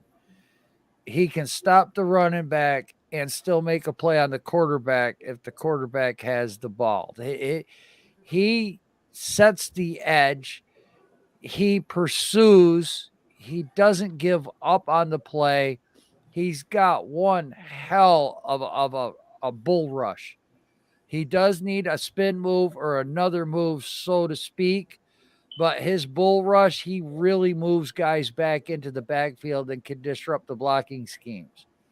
You know, he's a guy that if you rush him to the inside, he's got the length and this power to move these guards and centers in the NFL. Maybe not his first year, but he's going to be developed into that type of guy where you can twist and you can bend and you can stunt and he can hold the edge and break up the screens. He's got decent speed. He's not elite speed, but his football IQ of as the play develops quick, you know what he just has that. And he's right. He does have a hell of a motor. Rick is completely right on Man, that. he doesn't stop, bro. That dude Right. does not stop. Right. So it's not that I'm trying to shoot down Thibodeau or any of these other edge rushers or say that really one is better than the other, because I'll tell you what, Aiden Hutchinson 1A, Karlaftis 1B. You want a pure pass rusher? Thibodeau is a third down pass Thibodeau's your rusher, guy. number one. Number one should be off the board. You want a third down pass rusher because he's going to get home. He's got a spin move that is phenomenal. He's good with his hands, but he gets caught up into the wash when teams run against him. That's going to be his downfall. And are you going to be able to get him off the field? Is the offense going to hurry up? And then because he's going to be a weak link on that run game. It's unfortunate, but it is what it is, because he's got to develop that, how to set the edge, how to hold contain. I don't think he's interested in the run game as much as he is in the pass game. His when it comes to rushing that passer, I don't think there's anybody better in this draft. And Chris, Bar none. It's not even close. Yeah, Chris was a good point right there, Pat. Whether or not I think he loves football. I just don't think he loves playing against the run. I think he's very disinterested, and that can hurt you in the long run. That can really hurt you because I don't know. And like I said, I'm not trying to get Miz pissed off or anything Me like either. that, or anybody in the chat pissed off. I'm listening. Right. I'm just But this listening. I Karlaftis gotta look a kid little and- more at him. I gotta look more at Karlaftis. Right. Yes, definitely. I think he'll change your mind. Look at Karlaftis and look at Aiden Hutchinson. They're playing balls to the wall, no matter if it's run or pass. And against the pass, they're not bad at all against the pass. If Thibodeau's a 99 at pass rush, Karlaftis Hutchinson is like a 92, 93. Yeah. Yeah. But Thibodeau falls all the way down to like a 70 or a 65 to me against the run. Right. And Karlaftis and Aiden Hutchinson, I give them a 90 against the run. Right. That's why I have them over Thibodeau. Thibodeau could give you 20 sacks. Hutchinson and Karlaftis could give you what, 13, 14 sacks. Right.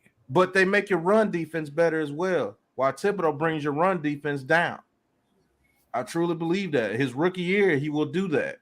Am I saying that he can't become a monster against the run too? Oh, no. hell no. That's Hell what I'm no. He has the talent to do whatever he wants to do. Right. That's what I'm saying. He has a talent, so develop him. You got to work on his But the run thing is, Miz, defense, and you work on it. The thing is, Miz, a lot of people hate Joe Judge, but he said one of the best things you can say. The hardest thing is to change someone's mind. What if that's just him? What if he's just all about the pass rush and he doesn't give a damn about the run? Rick's just trying to fire up the chat. Get Miz going. You're not getting me going. It's too late. You can't get me going. I'm half asleep. You want to get me going? Oh, I'm just glad. And Thibodeau is not Jadeveon Clowney. No, he's not. He's worlds above Jadeveon Clowney. Jadeveon Clowney has what, 9 sacks over his whole career. Right. Thibodeau will have that in his rookie year easily. If Right. Ojulari could come here and get 10 sacks, Thibodeau could come here and get 12, 13. Right. Easily. Right. Well, I think so I would not be took its mad if toll. we took Thibodeau at 5. Don't get it twisted. I would still be happy if Thibodeau fell to us at See, 5. And that's what me and Pat are saying is, look, he does have tremendous upside. But with the 5th pick, do you want a 3-down defensive end or do you want a 1-down defensive end that has a huge upside? And with that number 5 pick, that's got to be a hit. So who's more prepared to come in to be the 3-down defensive end? Because that's what a defense truly needs, is a pass rusher, which Karlaftis and Hutchinson are. But you don't have to worry about getting them off the field on the 3rd and long. If they get a 1st down on you, you can leave them on the field because they can set the edge. Thibodeau is going to be that one weak spot they're going to run at. That's the only thing holding him back. In the chat, Joe. Yeah, goodbye. I'll be right back, guys. Okay. But Miz, don't take it the wrong way. I like Thibodeau as well. I will be cheering if we got Thibodeau at number 5 because hey, that's our 3rd down man. That's the guy that's gonna finish the game for us. Right. So if Miz is if that's where you're going with it, hell yeah. I know that guy can finish the game for us. We're up by 6 and they need to get a touchdown to score. Thibodeau ends that game for us for sure. Right. I know he can. Right. So he I'll take that any day.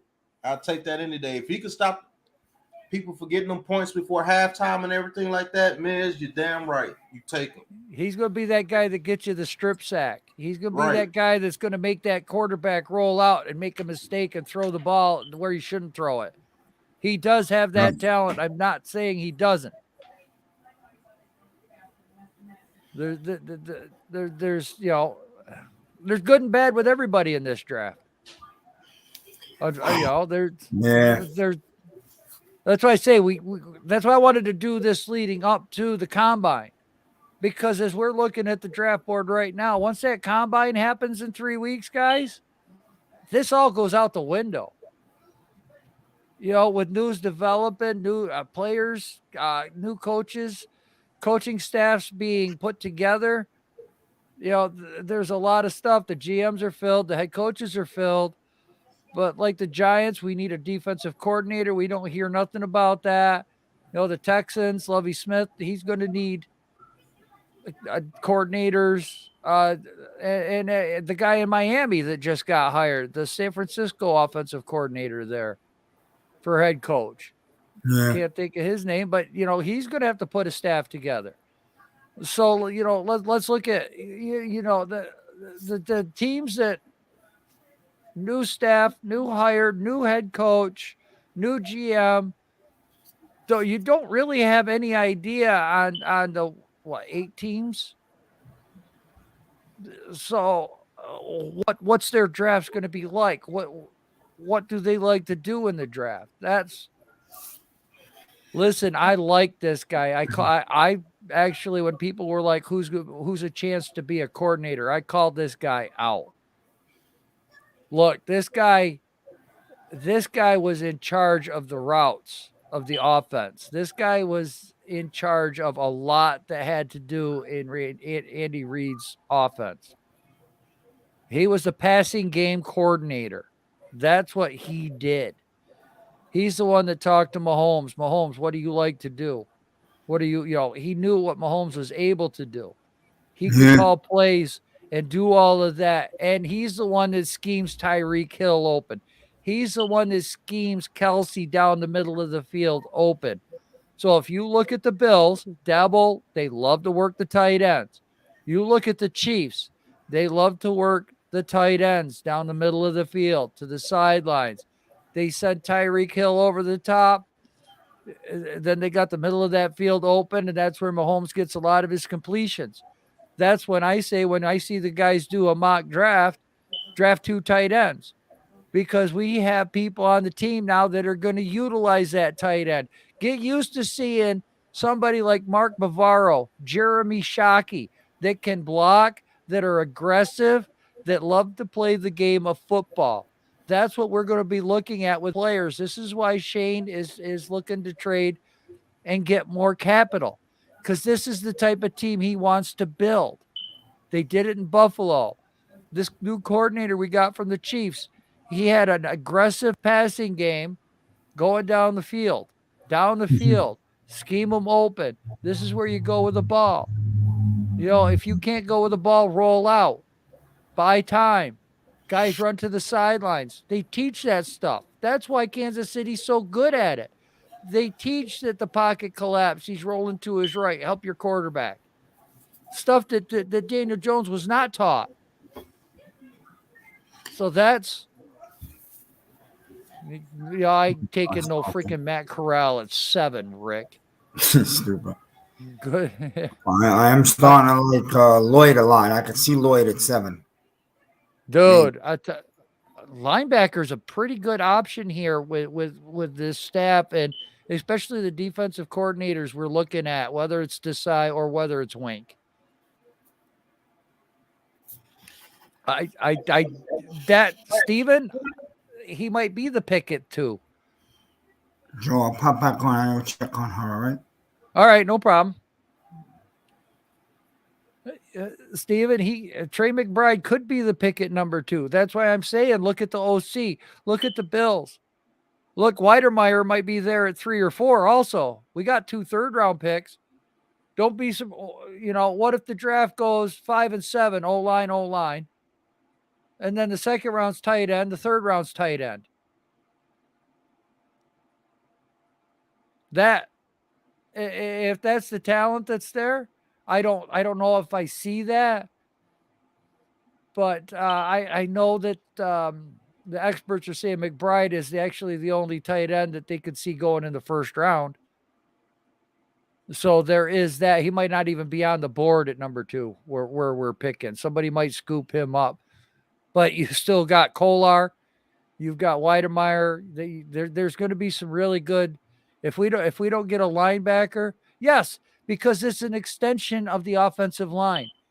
When we got 2 tight ends that can each block, and you want to run a heavy personnel package, it definitely helps, because now you can run weak side or strong side,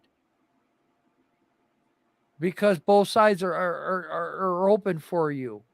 People don't realize that. That's why, Ingram, that's why we struggled so much in the run game, because Ingram just could not block to save his life. I've been a huge proponent of getting another tight end. Ruckert is moving up. Yes. Jeremy Ruckert. All these guys are moving up.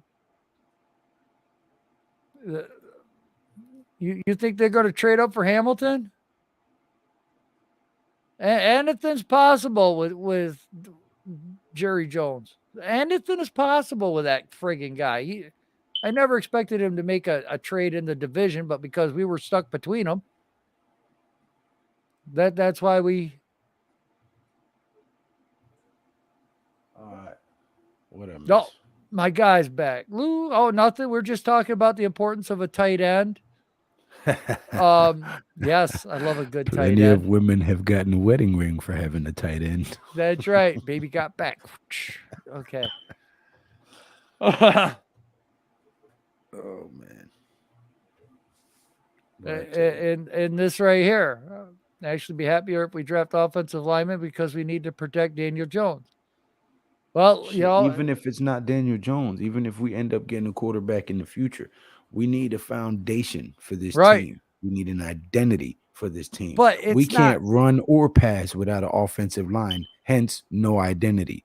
So the building blocks for any good football team is always done in the trenches. Your Well, defensive front and your offensive line. Once you have those in place, then you can, mix and match receivers, running look, backs, whatever. But you got to have your foundational pieces.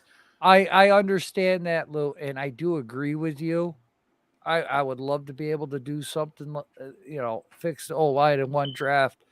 Can you truly fix the O line in this draft, or can you improve the O line in Well, this no, you draft? can't. You can't fix the O line in this draft unless by some miraculous turn of events, um, Shane Lemieux and Matt Pert can turn it around, and it proves to be that the offensive line coach that we had just sucked goat balls. If by some strange miracle, two of the four bums that we have on the line can turn things around, and we can draft two centerpieces, a good tackle and a good center, then perhaps we can have a mid-tier offensive line this year, which to me would be great. If we have a top 20 offensive line as opposed to 31st ranked, 32nd ranked offensive line in the league, I'll take that in 1 year. Hell yeah. And Well, then next year add some more pieces and make it a line that can be strong for a good 8 to 10 years. well, here, I know you're not a proponent of free agency, but let's It say just with the hasn't fifth worked out pick, for us well. I, I agree. But now let's remember, Lou, different staff, Right. different talent evaluators, because we're cleaning house in the scouting rooms, fellas. Guys are going. Guys are gone. Joe, He's I want to also wait for. kept some guys because Yes, he was he's just commenting today about how a lot of their scouting and evaluating of the players from the previous season is right, helping but him out. it is. But he's getting rid of the Gettleman guys. Yeah.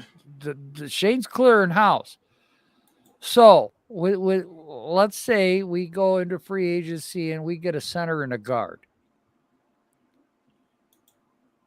Let's say in the draft they're looking at Ekwonu or Neal or one of those linemen at 5. But then we don't draft another offensive lineman till late 3rd, early 4th. Is that going to upset you? What was the last part? The last part is if we didn't draft another O lineman until late 3rd, early 4th. Well, I won't be upset because I know there's still some good linemen on the board. This is a deep offensive lineman draft, right? Like in most of my mock drafts, Thayer Munford has still been there in the 4th round. Interior's definitely more outstanding than the tackles. Yes. Before Zion Nelson declared to go back to Miami, he was still on the board in the 4th round. So, those are two guys that I wouldn't mind taking in the 3rd or 4th, a Thayer Munford, a Zion Nelson. There was another guy there too that I grabbed in the 3rd or 4th round. But no, this is a deep offensive line draft. Yes, it is. There's a lot of good offensive linemen coming out this year. Evan Ingram's definitely already gone. Both of those guys are gone. Yeah, and so they released him. No, they're going to release Kyle Rudolph. Evan Ingram is gone. He's a free agent. Yeah, it was a 5th year, so he's a free agent. We'd have to offer him a contract, and we got a new punter too. Now, here's a scenario: what if nobody offers him one, and he comes back asking to renegotiate and probably takes less money to stay? I mean, that could happen, but I doubt it because he's too talented of a guy. I think he gets a decent I think he gets a contract of about $10 million or more on the free agent market. I'm just gonna be honest with you. Butterfingers? Because he wasn't used correctly here, and everybody in the league knows it. Well, of course, we know that. But still, that doesn't have nothing to do with you dropping the ball. like I said, there's been plenty of guys that's been known to drop the ball, but they got good contracts in free agency, and it turned out to be pretty decent. I think he gets a decent contract, man. Especially a team that feels that they're a weapon away from winning. Shit, the Bills might offer him a contract. The Packers may offer him a contract. Shit, the Chiefs might offer him a contract. I said it a few streams back. He has similarities with Tony Gonzalez. Body type, route running. He was used incorrectly here. I give you that. And he has a lot of intangibles. But he can't catch the fucking ball. Well, he's not going to be on our team no more, so. And he's made some amazing catches here, to be honest with you. He has. But not lately. So they're going to have to go back 3 or 4 seasons to see some good tape worth substantiating them trading for him or signing him. Hey, that's their problem. What I'm saying is I don't think he'll get many offers. I don't think people are beating down the door to take him. You're going to be surprised. I promise you, you're going to be very surprised. I'll tell you. You're going to be. But if you guys are looking for centers and guards that we may be able to get, Connor Williams from the Cowboys. Yep. Is a free agent. He was ranked 11th. Laken Tomlinson from the 49ers, he was ranked 12th out of guards this year. You're looking at $7-8 million a year for him, maybe. Yeah, probably. I say around between the 8 to. I'm looking for a tackle mainly, and the reason I'm gonna say, and I'm gonna give you the reason why. Andrew Thomas has been hurt both seasons that he's played. He's a damn good tackle, and he showed it this year. But he's been injured his first 2 seasons. So I think we need a right tackle who's solid, and we obviously need depth, but we can't just go fix the whole O-line in this draft, right? We know that. And even with your free agency signings, we're going to need at least 2 more tackles. At least. Yeah, that's true. So I'm just say if they go guard and tackle, you got Alex Capper from the Buccaneers. He's projected to get $9.25 million a year. You got Andrew Noel from I forgot who he played with Jacksonville this year at guard. Lacita Smith. No, Lacita Smith is in the draft. I'm talking about free agents. Oh. You got Andrew Noel, who's known to be a good pass and run blocker. You got Ben Jones at center from the Titans. He's only projected to get about $6 million a year. You got Laken Tomlinson. He's projected to get $9 million a year. You got Connor Williams is only projected to get $7 million a year. Brandon Sheriff, he's projected to get $17 million a year. I don't think they go that route. And then you got Ryan Jensen from the Buccaneers. If they can't bring him back, because they're like $45 million over the cap. But with Tom Brady retiring, they only are going to be about $20 million over the cap. And he's projected to get $10 million average on the year. So all those contracts, they can get those contracts down in that first year to around $5 million as a cap hit the first year. I'm not trusting Pert after last year or this year, however you want to say it. Nope. All the fans had faith that he couldn't beat out Solder under Joe Judge's staff, unless it's that O-line coach was that friggin' horrible. And this new guy can work wonders with Pert. Throughout the year, it was like, you mean to tell me he can't beat Solder out for the damn spot? Right. And then he came in the damn game and proved that he couldn't beat Solder out. Yeah. Exactly. I think they get 2 guards. I'm gonna be honest with you. Take a tackle in the draft. That's my opinion. What you mean? You think we get 2 free agency guards? Yeah. Either we get guard and center, or guard and guard. Because you can get 2 guards and only have an $8 million to $10 million cap hit with those 2 guards, unless you go Brandon Sheriff. Right.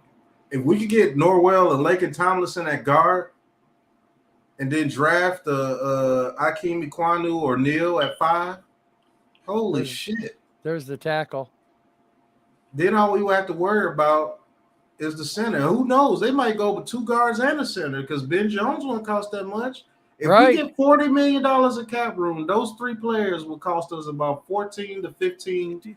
Let's say there's 20 million in cap room. Right. And I think that's all. They will get a couple of guys on the bargain bin to bring over here. Probably some Bills guys to bring over here. And if we clear over 40 million in cap room, our offensive line could be set the first year.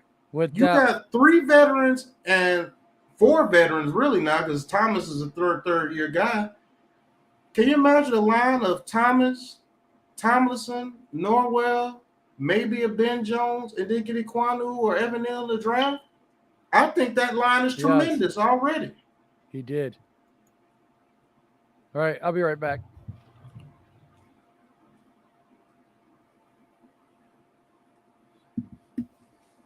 I'm still here. I'm just eating. Sorry.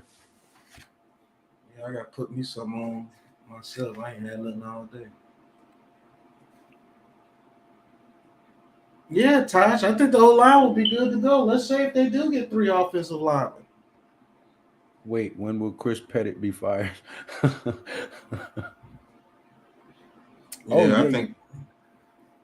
think he's gonna get fired too. We just brought Dante Pettis back too. I think they like Dante Pettis a little bit too. I think they'll find a better way to use him for sure. I think if you put him in a system that's good, he can do good things for you, for real.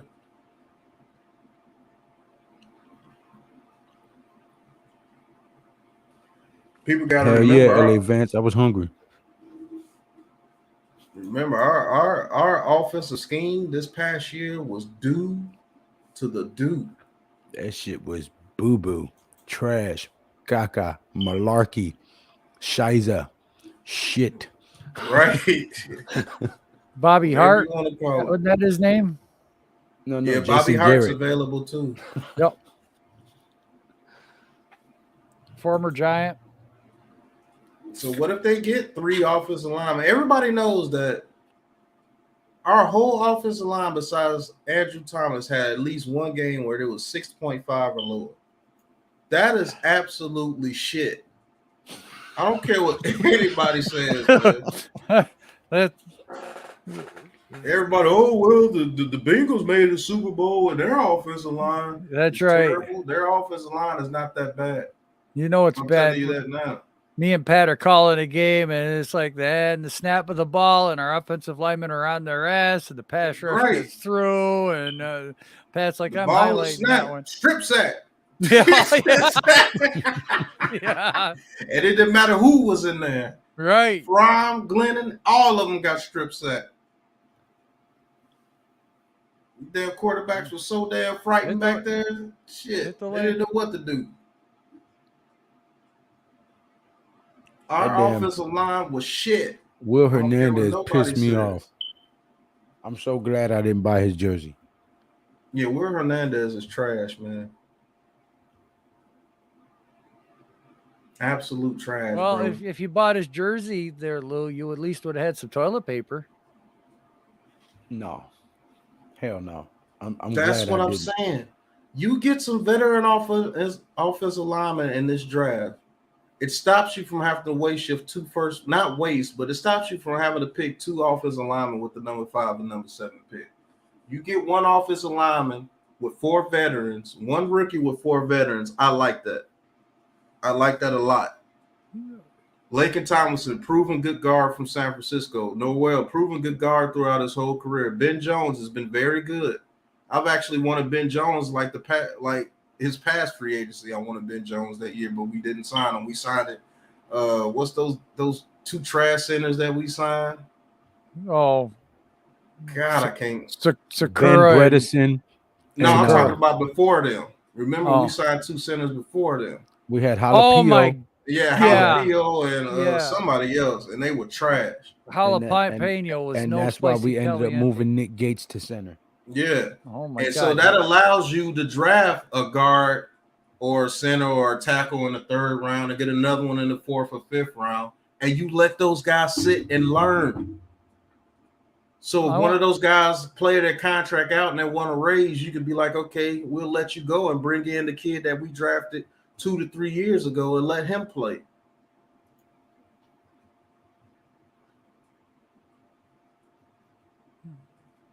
Best tackle or one stout interior lineman that can keep the pocket from collapsing. Taj, yeah, he graded a 6. That was embarrassing. Dude, I remember Brett Jones, quarterback for the Colts when they were in Baltimore. I remember coaching of this bozo staff. Yeah. Now, we're going to have to do something in free agency for linemen. You're going to have to. Depth, possible starter. Because if we don't get no free agents and free agency on linemen, you're depending on straight rookies to come in there and ball out. And we still have no depth. Right. Mm-hmm. We still have no depth. So what are you going to do? Waste out of the 9 picks 7 on linemen? Yeah, because we only have 3. Lemieux, Pert, and Thomas are the only guys that are going to be on this team. And Lemieux was coming off a major injury. Right. So is Pert. Yeah. Lemieux tore his patella tendon. Right. And then Pert tore his ACL. Shit. Right. At the end of the season. Right. Which so he Pert could be might ready not be by ready week to 1. the middle of the season. Right. He's a big man. So everybody who's just poo-pooing me talking about we getting offensive linemen is free agency, I promise you, I think they're going to get about at least 2. At least 2. I'm going to tell you this, you might need to get about 3, 4, to be honest with you, and draft about 3. We're going to, the next couple of years, you look at offensive linemen each year. The next couple of years, Shane wants to get his O-line in here, but it's not something that we can do with our first 7 picks. Because then we don't have anything. We don't have a linebacker. We don't have a tight end. You know, we don't have whatever best player available, defensive end, defensive lineman. Do you guys know? Barkley might have to get a running back. Do you guys know if they trade Barkley, we might take one of those guards away from them too in that trade? We might take a 2nd round and a guard from them for Saquon Barkley. Right. Right. Might be a player involved into that trade. So you get 2, trade 1 player, you get 2 back. Do you know that we have 1 offensive lineman on this team? That's it. Kadarius Toney might only be on the trading block so we can get an offensive lineman. Right. That might be why he's on the trading block, because you guys, you see that you got Lou that doesn't draft free agency, but we don't have the draft capital or the picks to get the line fixed. Well, it's not just me. Joe Shane don't like the free agency neither. No, he doesn't. He likes to draft and develop, which is what I like. That's why we're saying the thing is, Tony you got to have somebody there first. We don't have anybody there. What are you going to do? I don't think that he has a win now mentality. I think that the whole deal that they made was, look, we know we're not going to win this year. Build a team. Right. I understand that, Lou. But you still going to have to get somebody. What are you going to do? Waste the whole draft on linemen? We have one offensive lineman there. I feel you. But what I'm saying is I don't think he's going to go heavy in the free agency. I think they at least get 2. And I think if they trade Saquon Barkley, that's going to be a 3rd one. And why the hell are you arguing with me? I'm agreeing with you. Because we can. How's that? No, I'm not arguing with you. I'm just saying in general, because everybody say, no, I don't think they'll go get free agent linemen. Right. How can they not? No. I mean, you can't, like you said, you can't draft 9 linemen. Yeah, you need to do that just to get roster spots. We draft 2 top offensive linemen, and we got Andrew Thomas, him and him. You got Nick Gates coming off a catastrophic injury. Lemieux coming off a kneecap, a patella tendon. You got Perk coming off for ACL, which ended Victor Cruz's career, by the way. Right. You got Hernandez, who's a free agent. Victor Cruz tore his. Shane Lemieux's completely snapped off. Right. You got Hernandez, who's dog doo-doo. You want Billy Price and Bredesen starting again next year? That's what you're saying. Y'all listen. If them dudes step on the field as starters, I'm gonna go biblical on their ass and stone them. Hey, look, I mean, the NYG 22, Kadarius Toney ain't getting traded. Would you trade Kadarius Toney to Tampa Bay for Tristan Wirfs and maybe a 3rd-round pick? I'll do that in a heartbeat, but that'll never happen. Well, here's the thing. They got to have weapons because they can't re-sign anybody. They got no money. They got no quarterback. Godwin's gone. All their receiving core is basically gone. Fournette's gone. What do they have down there for a weapon?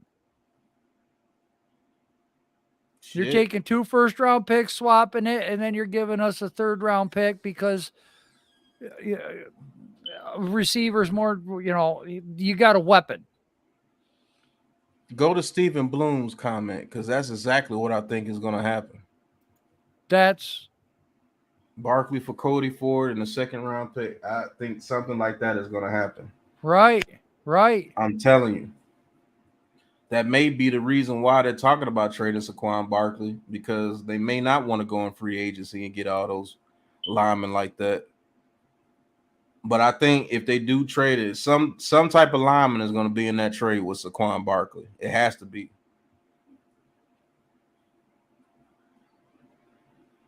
Well, we got the O-line guy, the coach that coached him up, and we got Shane that loves him. So that's going to be a tell whether or not he has talent. I'll tell you what, he's better than Hernandez. Yeah. I'll tell you that now. But everybody's better than Waffle House. What do you think, Lou, if we trade Toney for Tristan Wirfs and maybe a 3rd-round pick? I don't think they're going to trade Toney, man. But if we need a lineman, okay, we're not spending a bunch of money. We're going to have Wirfs for another 4 years. I mean, but he's flashed the few little plays that he was able to get off, but he didn't really get to put much film out. And he was hurt a couple times, which doesn't make him very valuable. Now, if he plays this year and balls out and we use him right, then we might get some offers for him. But then do you want to trade him if he balls out? See what I'm saying? And I get it, NYG 22, but there's receivers in this draft too. Maybe not the same way Toney is, but I think there's a lot of better receivers than Kadarius Toney in this draft, going all the way to the 3rd round. I'm just going to be honest with you. If you're looking for a receiver, Blaze is absolutely right here. That's what I'm thinking, and that's why I would think that's why Toney's on the block, is to get a right tackle that we can keep for 3 years. Listen, I'm just saying I don't think he's put enough on film to have high value for a trade to be worth it, is what I'm saying. And he's definitely not worth as much as Tristan Wirfs. Right. That's what I'm saying. I don't think we're going to have people beating down the door to accept the trade on Toney. Yeah. He's nowhere near the value of Tristan Wirfs. I'm just going to be How honest. many games did he actually play? How many times did he actually step on the field this season? I think he had 3 different injuries and COVID. So, 10 games he made. How many touchdowns? How many catches? Yeah, not much value there. Man, you can poo-poo it, but all it takes is one freaking guy to say, I want him. No, you're right. I'm just saying I don't think that it's a viable trade option. That's all. Well, they're not going to just trade him for peanuts. And that's my point. Because he hasn't done enough to merit somebody willing to pay a lot for him. What? Yeah, but what gets you in the NFL? Talent. Can we say that Kadarius Toney has a high ceiling with talent? Of course. But he's not on that caliber of a Tristan Wirfs or anybody like that. I'm not doing that. for sure. Well, That doesn't make sense. Well, like I said, Tampa Bay's got to get somebody down there for whoever's going to play quarterback. But that Yeah, is but the what's point the of the use show, of getting right? It's a mockumentary. Right. right? But what's the use of getting Tony if you lose your stud blocker? Well, And Tony's not even a traditional receiver. He's a piece that's luxury you can use as a weapon when you have other receivers on the field. Man, Now, can you get to Tyreek Hill status? Maybe. yo, y'all want to know how late I am on this? I just found out right before we went live that Alvin Kamara was locked up and posted bail he's Yeah. facing 5 years in prison. for jumping somebody. He's facing 5 years in prison Is if that what he's found they said? guilty. He assaulted somebody at an elevator or some shit. Yeah. They said they beat the brakes off of Hey, I'm just saying that might be why Kadarius Toney's out there.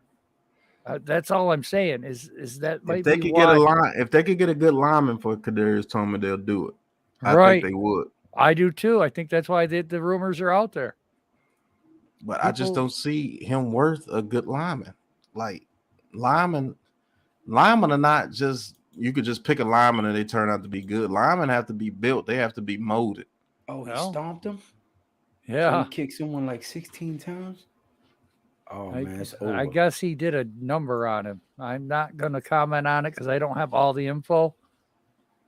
But I'm sure video will be out there because people love to dig.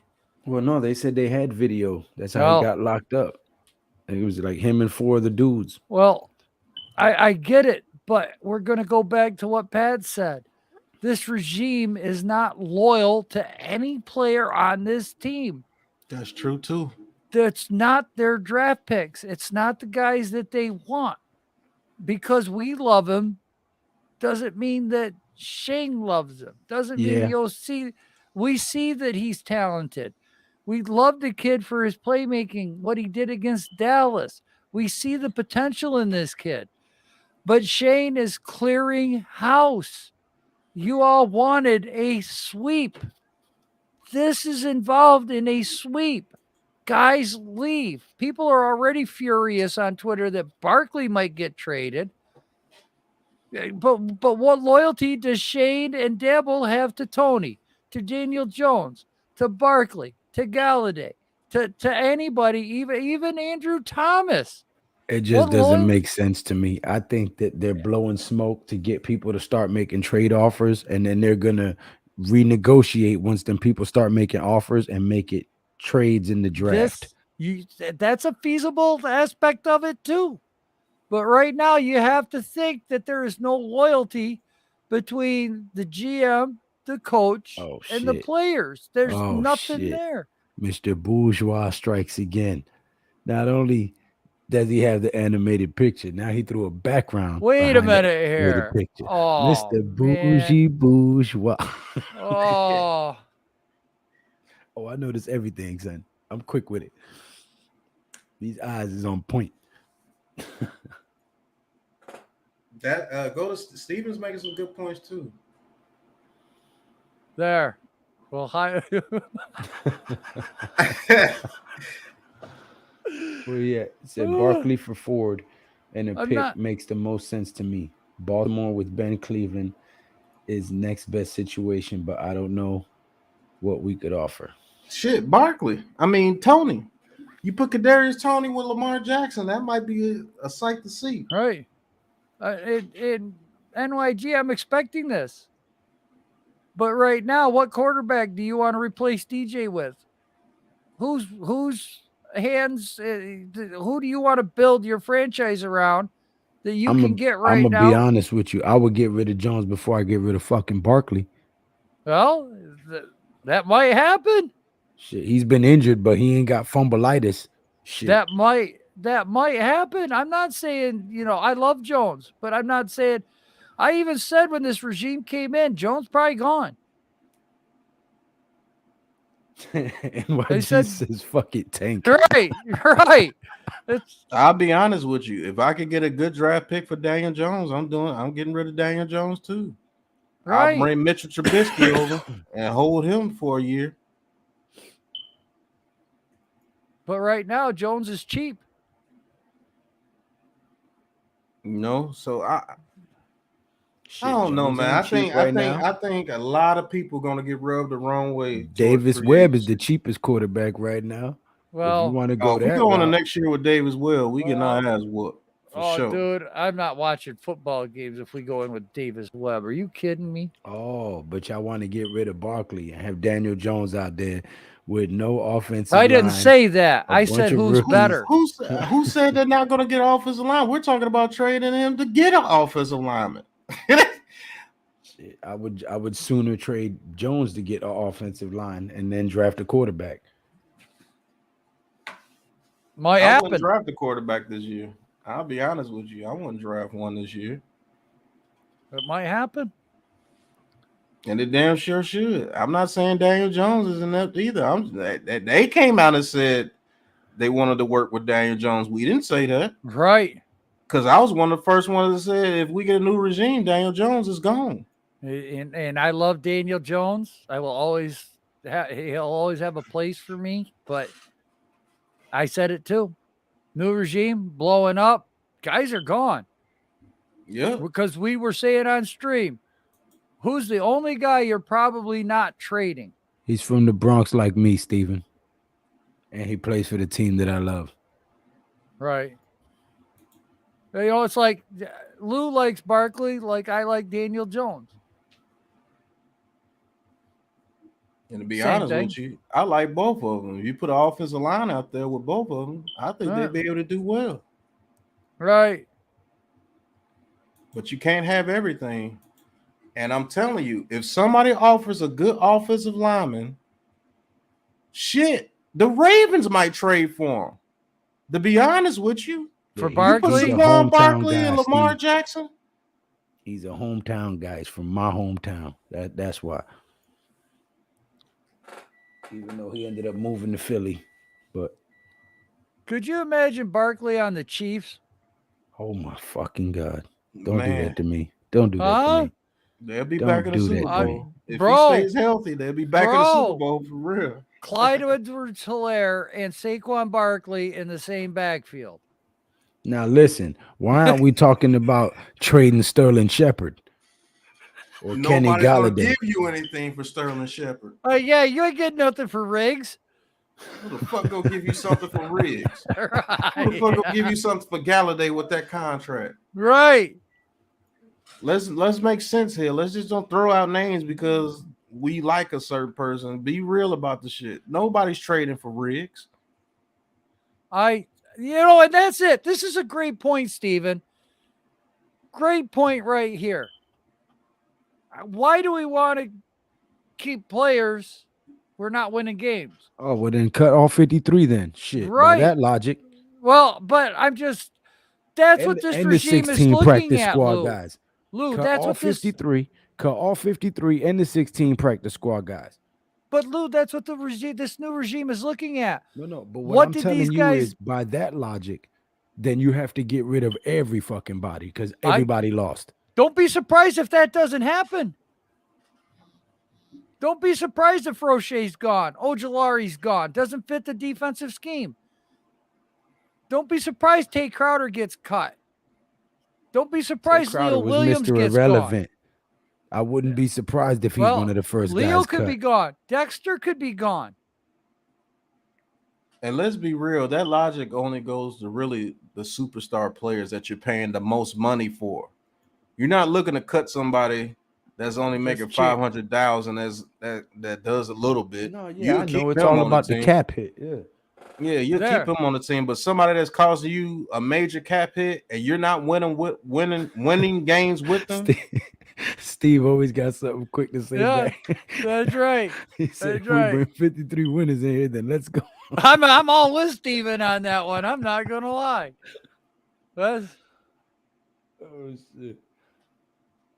O-line for DJ, O-line for Barkley, O-line for Tony. Draft Ikem. Exactly. Right. We're going to trade away everybody we're trying to build an O-line for? That shit makes no sense to me. hey. It actually does make sense if you got a future people that's coming in. What if they get a future quarterback that comes in the next year? You got an O-line built for him. What if they draft Jerome Ford this year in the 3rd round and he shines because the O-line is blocking? Are you going to be mad because we have success without the people that you like? No. Or are you just going to be happy for success? If we win, we win. I'm still going to be happy, but I'm still going to be salty that we shitted on my guy. Maybe sometimes you need to shit on somebody to win. No, that ain't right. Well, that ain't what do you right. mean that ain't right? We A lot of people have traded. We put him in a shitty situation with no offensive fucking line. That's we business, put a quarterback bro. in a shitty situation with no offensive line, and then when they get hurt trying to win for us after we set them up to fail, you fucking kick them out. That's trash. That's listen, business. Okay. Here's the thing. As Giants fans, we've been pissing and moaning about this damn offensive line for what the human 12 race years. likes to call business, I tend to call evil. We've been because that's what it's called. Most of this shit is fucking evil. The way people treat each other is evil for fucking gain, for financial gain.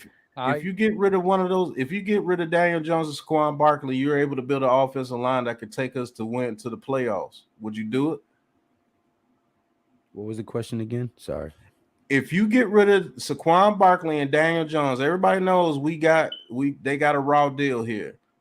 But if they told you that, hey, look, you could trade those guys and get some offensive linemen, and we draft the offensive line, and in 2 to 3 years, we'll be back in the playoffs competing for a Super Bowl, would you do it?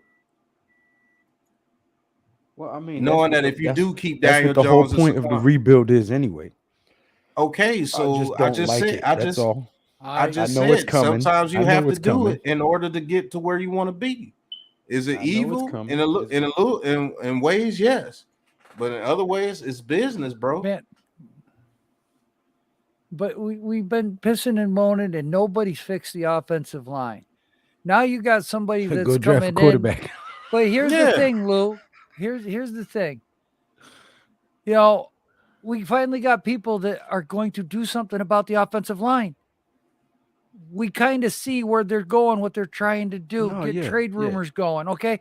So now that we got somebody that's willing to come in, take what he has with the Giants right now, which is a 4-13 fucking team. All right. And they sucked, period. We're the laughing stock of the NFL. It can't trade away a couple of players that are fan favorites to do what the fans wanted done 10 years ago. No, but my point with Barkley is because you got rid of Eli, right? So now all you have left is Barkley. He's your workhorse, right? He gets hurt trying to be the workhorse because he's the only star we have on the team. And now it's like, oh, fuck Barkley, trade him. You know what I'm saying? It's like that shit is ungrateful as hell. Well, business or not, that shit is ungrateful. Let's look at what Dallas did with Herschel Walker, because the Dallas Cowboys absolutely loved Herschel Walker. And when Jimmy Johnson traded his ass and rebuilt his whole friggin' team, and then they started winning championships. Offensive line was built. Herschel who? Huh? Who the hell's Herschel Walker? Don't give a shit about him no more. I'm just that's where I'm going with it, man. Offensive line was built with that Herschel Walker trade. All those picks that they got. Built one of probably the best offensive line in NFL history. Those Cowboys teams. I understand Lou's point 100% too. And let's not act like the line caused them to get hurt. It didn't. The man got hurt running in the open field most of the time. Did the offensive line cause him to get hurt this year with his ankle when he got it rolled up? No. It was a freak accident. Did the offensive line cause him to get hurt when he got hurt against the Bears? No, he tore his ACL trying to jump over somebody. Right. Did the offensive line cause him to get his ankle hurt the year before when he rolled it? No, he did that by running on the sideline and the dude hit him on his ankle. There's not one injury he's had where he got the ball and got absolutely killed in the backfield before he can get started and he got hurt. Let's be honest. He got hurt because he's just injury prone. Nobody caused him to get hurt. No, I would be okay with it either way. I'm just, pissing and moaning because I'm a huge Barkley fan. Look, I don't want DJ to at the end of the day, I want wins. Right. I'm a Giants fan. I'm willing I rep the NY logo, not the Barkley name. All I'm saying is It's gonna suck at first, and I'm It gonna is. bitch and moan about it. But Yep. I'll get over it. And if we start getting wins, I'll be That's all cheering. right. Shit. That's right. We'll put that fuse on your tampon out sooner or later. We You splash enough fucking water on that asshole. freaking thing. All right. If traded Saquon Barkley and Daniel Jones ass as well, I'm not saying keep Daniel Jones and get rid of Barkley. I've never said that. If they able to trade both those guys and get linemen and picks, and we're able to build one of the best offensive lines in the game, do it. Daniel who? Saquon who? Right. Dude, we go to the playoffs in the next 2 years, 3 years. We're, in the title game. Daniel who? Barkley who? Who are you talking about? Dude. You can't say Barkley who regardless. Dude, I'm just sick his and first tired season, that dude came out here and sent waves through the NFL. He did, but I'm just Herschel Walker did more than what Saquon Barkley did. He stayed healthy. Right. And guess what? Barkley did that season, and we had a bad O-line that year too.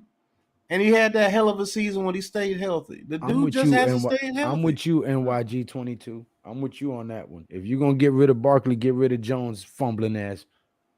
Hey, if you're gonna get rid of my favorite player, get rid of the fumbling ass quarterback too. Get them all out. Hey, I said it would probably happen. I thought he would just be outright cut, to be honest with you. I'm expecting a quarterback to be drafted next year. I think that's what these guys are going to be building up to. I think so too. Our GM comes in day one, says, don't worry about the draft. I got the first 4 rounds already. You're telling me that guy's not already looking at next year's college games? Who to watch? Who he's looking at? Who he's going to send scouts to? You think he's not already, if he can, talking to these kids? Dude, these guys have a plan. Whether Jones is in it or out of it, Barkley's in it or out of it, I don't give a shit anymore. I want wins. I want playoffs. And maybe Daniel Jones is just the best stopgap option. Maybe Daniel Jones is just the best stopgap option for them. Right. Okay, Nacho Libre. Nacho. That motherfucker said, I want to win. That's right. You know what? That's the cheese that's Jeff. not yours. Nacho cheese. Shit. That's not your cheese. Yeah, that's right. Yeah, this is a decent running back draft too. Teams have proven that you don't need an all-star, all-pro running back to win games, to win Super Bowls. I don't think that you I'm telling you, man, I would keep Barkley, bro. But all right, I understand it. I get it. Let me ask you a question, Lou. Who's better, Adrian Peterson or Saquon Barkley? Well, I mean, Adrian Peterson produced. Okay, how many titles did he win? None. Who's better, LaDainian Tomlinson or Saquon Barkley? Come on, man. Oh no, I'm just you see where we're going, Lou. We're not trying to pick on you. Now, who's better, Leonard you Fournette? Can't pick on me. I'll shoot Leonard both of you. Fournette or Saquon Barkley? Who's better, Leonard Fournette or Saquon Barkley? I'm a real American. Hey, no problem, Miz. Yeah, I'm hearing rumors about everybody too. Chat, who's better, Leonard Fournette or Saquon Barkley? Fuck that. Who's better, Brandon Jacobs or Leonard Fournette? Brandon Jacobs. All right then, shit. Don't give me no damn shit. Damn it. But let's change the topic. But if you look at, you know where we're going with it. But if you look at winning teams, they got a 2 running back set by committee. Right. 3 running back set by committee. No, and that's what I said. Listen, Pat knows that this is what I've been saying. I said I would keep Barkley and use him for screen passes and shit, and use him like Alvin Kamara. And I wouldn't mind getting a Jerome Ford. You know what I'm saying? So all I'm saying is I would hate to see Barkley on the opposite side of the fucking field running all over us.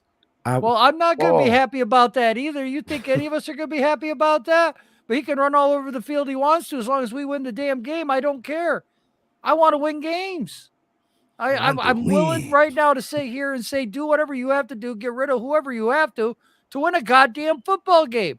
I'm sick and tired of we're going into the second quarter with 1 minute left. Touchdown, Tampa Bay, or whoever we're fucking playing. That's why I'm glad Bradbury's gone. I'm not going to lie about that. That bend don't break bullshit. We got burned on it so many times. Week 6, 7, or 8. I forget whichever one it was. Everybody wanted Bradbury gone. Or Bradbury. Jesus Christ. Patrick Graham. Patrick Graham's gone. I'm happy he's gone. Not going to lie about it. Yeah, the defense balled out for him the second half of the season, but the first 7, 8 weeks, it was horse shit. But we forget about that. We forget about all the points they gave up at the end of the game. And I get it that the offense, you can say the defense was on the field too long. But in the second quarter, giving up, 70-plus points in the final 2 minutes of each game before halftime? Hold up. Go back up. Yeah, I'm seeing that. Don't skip that y'all want to highlight all the shit going against my statement. Highlight the shit agreeing with me too, motherfuckers. Well, I have been. I think that's where I left off. No. Wait. Go up. Where are you? Oh, I know that. I saw that one. I highlighted that one. And Fournette has been healthy and has been productive. Thank you, Steven. You're about to make Bartley an overgrown scat back. And we proved that running back theory already on this team alone. Who's a better running back? Tiki Barber or Ahmad Bradshaw? Well, Bradshaw, in my book, he won rings. Yeah, damn right. Ahmad Bradshaw. Right. I'm talking about just a pure runner of the ball. Y'all know Tiki Barber was way better than Ahmad Bradshaw when it came to actually running the ball. Tiki Barber is a Hall of there you go. NYG 22 at 12:14. NYG 22 at 12:14 a.m. This about the circumstances. Jones isn't the answer, but Barkley can actually be a difference maker with a better QB. That's all I'm saying. If you're gonna trade Barkley and keep Jones, that don't make no fucking sense. I'd rather get rid of fucking Daniel Jones and keep Barkley. So you're gonna make the excuse for Barkley with the O-line, but don't give Daniel Jones the excuse with the O-line. That's what y'all doing with Barkley. No, that's not what I'm doing with Barkley. Barkley has way more trade value than Daniel Jones. He does. And I was one of the first ones to say Daniel Jones would be gone if we got a new regime. Me too. I agreed with Pat. I don't want to see it. I'm not happy about it. I'm gonna hate it. I'm gonna hate the shit out of it if he's gone. But it is what it is. When did Amir Jones say that Daniel Jones was gonna be the next great quarterback? But we can get rid of Saquon. That never came out of our mouth. If you want to go into something else too, everyone says trade Daniel Jones. He's injury prone. Well, I think Daniel Jones has played more friggin' games than Barkley has. Daniel Jones has fumbled. Trying to shoot anybody down. Daniel Jones has fumbled way more than both of our running backs. And let's be real. That's because the offensive line keeps getting them strict sacked. Let's be real. And let's be real. Saquon Barkley might be one of the main reasons why Daniel Jones ain't progressed. Saquon Barkley tries to run extra hard and do too much because he knows that he was the only fucking player on the team. Okay. That's why Daniel Jones gets concussions because he tries to do more. They even had a whole conversation about it when he first got back, when he first came back in Chicago, where he got injured. And he was like, well, yeah, I was trying to do too much because I knew that we had to score. Right. What other help did he have? Doesn't do the same thing? You don't remember the concussion play with Dallas? So that's my point. If y'all gonna get rid of Barkley, get rid of Daniel Jones' ass too. Don't keep DJ and get rid of Barkley. I said that. I said Daniel Jones is gonna be gone before Saquon Barkley. I said I'm gonna hate it, but I'm with it. If that's what the new regime wants to win a goddamn football game, I said I'm with it. This message has been brought to you by the three old guys arguing on TV. Yes, that's it's right. Not my fault. It's not my fault. Joe Shane and Brian Dabo said they would want to work with Daniel Jones. That's not my fault. Right. I never said shit. I said he's probably gone this year. I said look for him to get traded. I don't want him traded. Right. I was the first one to say if they blow this up, Daniel Jones is gone because nobody has any ties to him. But Mara's it just the one turns that out come that out. Mara's the one that come out and said we did Daniel Jones and Barkley dirty. right. But if this GM and head coach have a vision of what they want to do with the team, and Barkley and Jones aren't in it, then so be it. And everybody got all this for Saquon Barkley. The dude hasn't been playing. So what impact has he been having? What impact has he been having? Daniel Jones has played 5 games total his whole career with all his weapons. 6 snaps this year. Yeah. And what if they're being injured is the reason why Daniel Jones can't progress? Because he has nobody out there with him. Everybody says that we're sick and tired of signing free agents that are injury prone, but yet we're wanting to keep the players that are injury. Martinez got injured. And the only person more hurt than Saquon Barkley is Riggs. That's the only person. Right. That's what we're saying. Look, that's what these guys are looking at. Who can stay healthy? Who can play? Who can produce? NYG 22, how many games has Daniel Jones missed compared to Saquon Barkley? Who's played more games?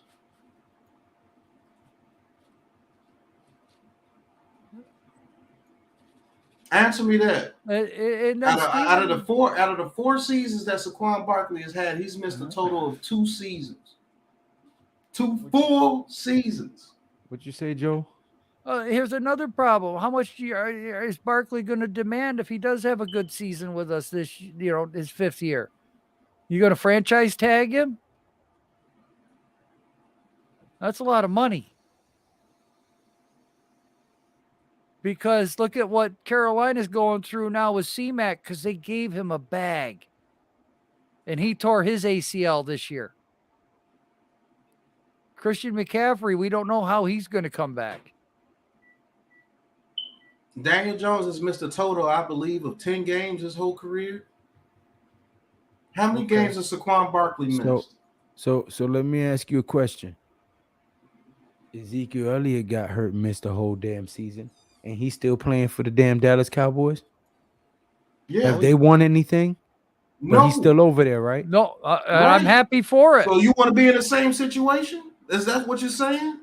You want to pay a running back $18 million a year? They haven't won anything not because of Ezekiel Elliott. They haven't won anything because of Dak Prescott's bitch ass, glorified backup quarterback ass. Ezekiel Elliott had a year where he looked like Ezekiel Elliott is not the fucking quarterback. Dak Prescott is. Everybody wants to give them all the praise when they win. Guess what? They got to take the weight when they fucking lose too. It's not on the running back. I agree. It's on Daniel Jones. It's on Dak Prescott. If so they if you want to get rid of somebody, get rid of the fucking captain. If they weren't paying Ezekiel Elliott, what could they have? What else could they have on the team? Could they have a top tier safety in the league right now, which is what they need? Because Marcus Pollard could do just fine behind that offensive line that they had over there. They could do just fine. And Dak Prescott played well enough to get a $45 million contract. If you want to put it that way. I was happy when the Cowboys paid Zeke $90 million. Me too. I was ecstatic. Me too. That's going to bite them right in the ass. Oh, you're fine. So basically, you telling me you want to do the same thing with Saquon Barkley the Cowboys did with Ezekiel Elliott. And we have an even worse quarterback in Daniel Jones. What I'm saying is if you're going to keep DJ, keep Saquon. If you're going to trade Saquon or you're going to cut Saquon, get rid of DJ. Why? Because he's fucking worse than Barkley. And you're going to pay him even more. No, you're not going to pay him more because he's a stopgap. The quarterback is going to make way more money than the running back. You cannot. He won't be making that here. He won't be making that here. Who says they're going to pay Daniel Jones? So get rid of his ass now. Don't get rid of Barkley and keep his bitch ass. Why he get an extra year? Fuck him. Nah. No, you can't just get mad because you like Saquon Barkley. You may not like Daniel Jones as much as Saquon Barkley. If getting rid of Barkley brings you, it ain't about because I like him more. It ain't about because I like him more. It don't make sense.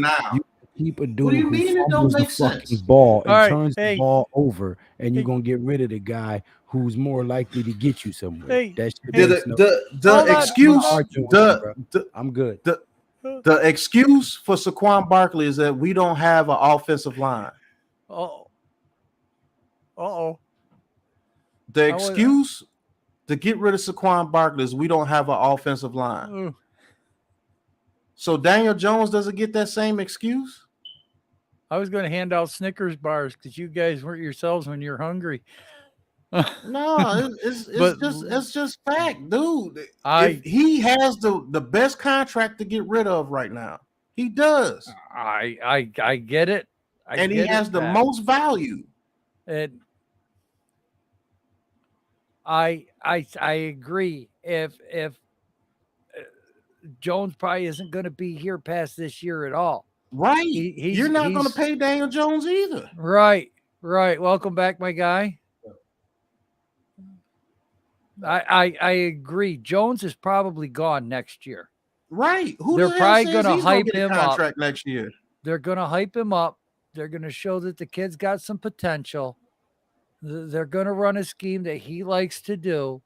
And then this staff is going to draft their quarterback next year because they got somebody in mind. If I'm a new GM, that's what I'm doing because you can see right now they're trying to build the trenches. Plain and simple, what all Giants fans want right now, build the trenches. Barkley might be the first casualty. Jones is probably the second. And if they get the right offer for Kadarius Toney, he's going to be the third. And they're going to cut Bradbury. They're going to cut Martinez. They're going to get rid of Rudolph. They're going to get rid of a lot of people, especially if Wink Martindale's in here. These guys aren't going to fit Wink Martindale's system. Exactly. So if they're they going can too. get more draft picks in this draft, if we can get 2 or 3 more draft picks in this draft, maybe even another second rounder, all that's doing is solidifying the trenches because you know that's where they're going, either defensively or offensively. If Dexter Lawrence, if they get an offer for him, you think he's going to be sticking around? Nope. That's a look. I get it, Lou. I'm just as upset as you with some of this stuff, and it's going to hurt me to I watch ain't even these talking guys about go. that shit no more, man. 6-11. Okay. I'm back on my bullshit. Okay, I'm looking at a 500 team. Yeah, 6-11. Back on my bullshit. And it's gonna be crazy how everybody's attitude changes if they start winning. And it's Saquon Barkley trade was the one that brought in one of the offensive linemen that's blocking their ass off. Nobody's saying Daniel Jones is gonna get paid. I thought he was gonna be gone too. Right. I thought he was gonna be gone before Saquon Barkley. I was tell one of you the what. ones that said to get rid of Daniel Jones and keep Saquon Barkley. If we keep Daniel Jones and get rid of Saquon Barkley, I'm gonna go join Daniel Flores on his class action lawsuit. Okay. Okay. That's all that shit's can't- gonna say to me. That's all that shit's gonna say to me. How- if you keep his how? bitch ass and get rid of Barkley, all that shit is gonna say that Flores is 100% correct. How? Please tell me how that's racist. Please. Cause look, this is why I said I don't want to talk about this shit no more. Okay. Christian McCaffrey's gonna get traded too, I right? just said I don't want to talk about it no more, right? Yep. Well, so what's the next step then for the Giants? They're gonna get rid of a bunch of people before free agency. That's what the next step is. Well, Opening up $40 million. Then the free agency is really going to tell how this draft is going to go for the Giants. Free agency is going to have a lot to do with this. Is there a linebacker out there that in free agency that they might look at? Quan Alexander from the Saints. If they get Wink Martindale, he fits what they like to do. That's the Jeffrey. A lot of it. It's going to cause problems, but we're adults. It's gonna be horrible. It's gonna be horrible. If we're gonna trade all these players that people are the rumors and all of that stuff, it's gonna get worse before it gets better. Well, Exactly, and this is what everybody We're wanted. gonna Everybody be 2 wanted and to be 30. blown We're up. gonna be 2 and freaking 15. I doubt We're it. gonna be I doubt it. 3 and 14. because the players that they're getting rid of were the players that weren't even producing. They were hurt. Jones ain't producing. He was know. hurt. You can't What keep Jones and get rid of Kadarius Toney, get rid of Saquon. What do y'all got Barkley. this stigma about me and Daniel? I never said keep Daniel Jones. They said they wanted to keep Daniel Jones. I'm not saying you're not Joe Shane. I'm saying you can't keep the dude who throws interceptions and fumbles, but you want to trade Kadarius Toney, Saquon Barkley, the dudes that actually go get the touchdowns. It's Kadarius Toney didn't have a touchdown last season. Backwards. And you know why? Because we had Jason Garrett's fucking ginger crackhead ass system. Yeah, so doesn't that hurt Daniel Jones too? Well, do you think Daniel Jones ain't got the rawest deal out of everybody?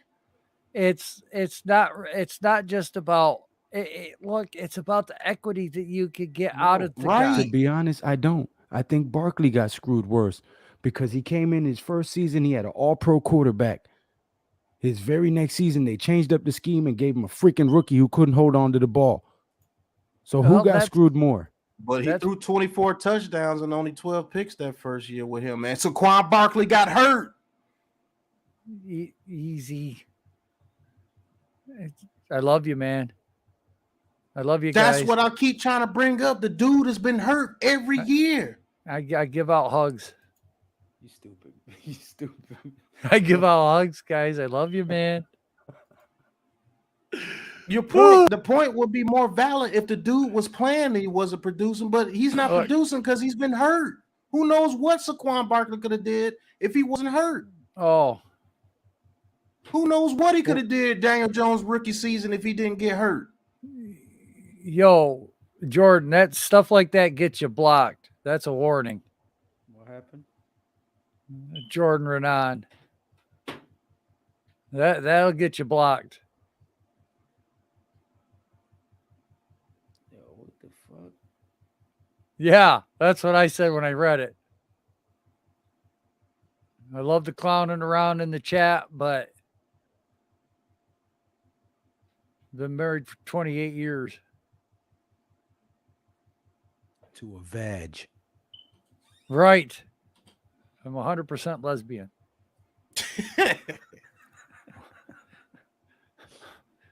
Hey, wait a minute. If you're down there eating it, if you're down there eating on that, is that a vegetable or is that a fruit?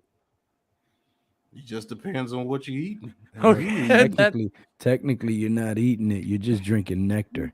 Okay. Right. That's a fruit then, right? That's why either you're drinking V8 or you're drinking fruit juice. Just scroll up, Biz. It was not something that I'm going to highlight. Let's put it that way. I can eat a peach for hours. That's why it's called a peach. Now I get it's a fruit. All right. And like I said, I can't wait until things start happening because I want to see the fans' reaction because this is what you wanted. All three of us was on the Keep Joe Judge Another Year. Yes, we were. Yes, we were. Okay. For this reason right here. So we wouldn't be going through this shit right here. Right. Now, while I am excited that we do have a new regime and it looks like they got a game plan and I'm also upset because there's going to be some players on here that we all wanted to see win in blue, possibly go somewhere else. And that's going to suck ass. And that's what it boils down to at the end of the day. But that's what everybody wanted. Blow it up, sweep it out, this and that. Well, now this is the conversations that you listen. Okay. My father brought up back in 1989, 1990. Okay. We were talking Giants football. Me and Dad were the only ones really that I knew that was a Giants fan. And we were talking and he goes, well, maybe we'll have to trade LT. And I lost my shit. I said, how the hell can you trade that friggin' guy? He's Jordan Renan, you can get your stupid ass out of here. Okay. Right. I don't give a shit about the alphabet community or none of that shit or what they got to say. Yep. Everybody here is hetero. So respect or get the fuck out. He's gone. He's gone. I'm not dealing with that. We're here to have fun, but no, we don't discuss. You don't see politics. Us forcing, you don't see us talking about religion, our sexual preference or none of that shit. Keep that shit in your bedroom. Nasty ass. I mean, there's jokes that you can crack and tell, but Stab nope. the shit out of you. Fucking Nope. Blocked. I'm not. I'm all for fun. You want to harass me? And that's, I mean, I'm off that subject. That dude's retarded, but right. Highlight Stephen Bloom's last comment. This is all I'm saying. Barkley has trade value. Jones doesn't. Right. Plain and simple. If Right. Jones had trade value of a first round pick or anything like that, you think they want to get rid of his ass too? I'd be screaming to get rid of him. I would, and I love the kid. But if that meant getting talent in here for an old lineman and it made it easier on the draft, and I knew that we could have so whoever's going to be quarterback the next 2-3 years, have a team develop for him so he's ready when he comes in. I love DJ. But I would get rid of him in a heartbeat if somebody offered me a second round pick. You know what? I can pretty much bet you that that's Jay, Logan, and Slay. Because now he's back as Brian Flores. Right. Right. Yeah, see, Jeffrey's with it too. I love Barkley and Jones. Long term. Right. Yeah, that's what I'm thinking too. One of them three. So, look, Steven. My penis. I don't love you anymore.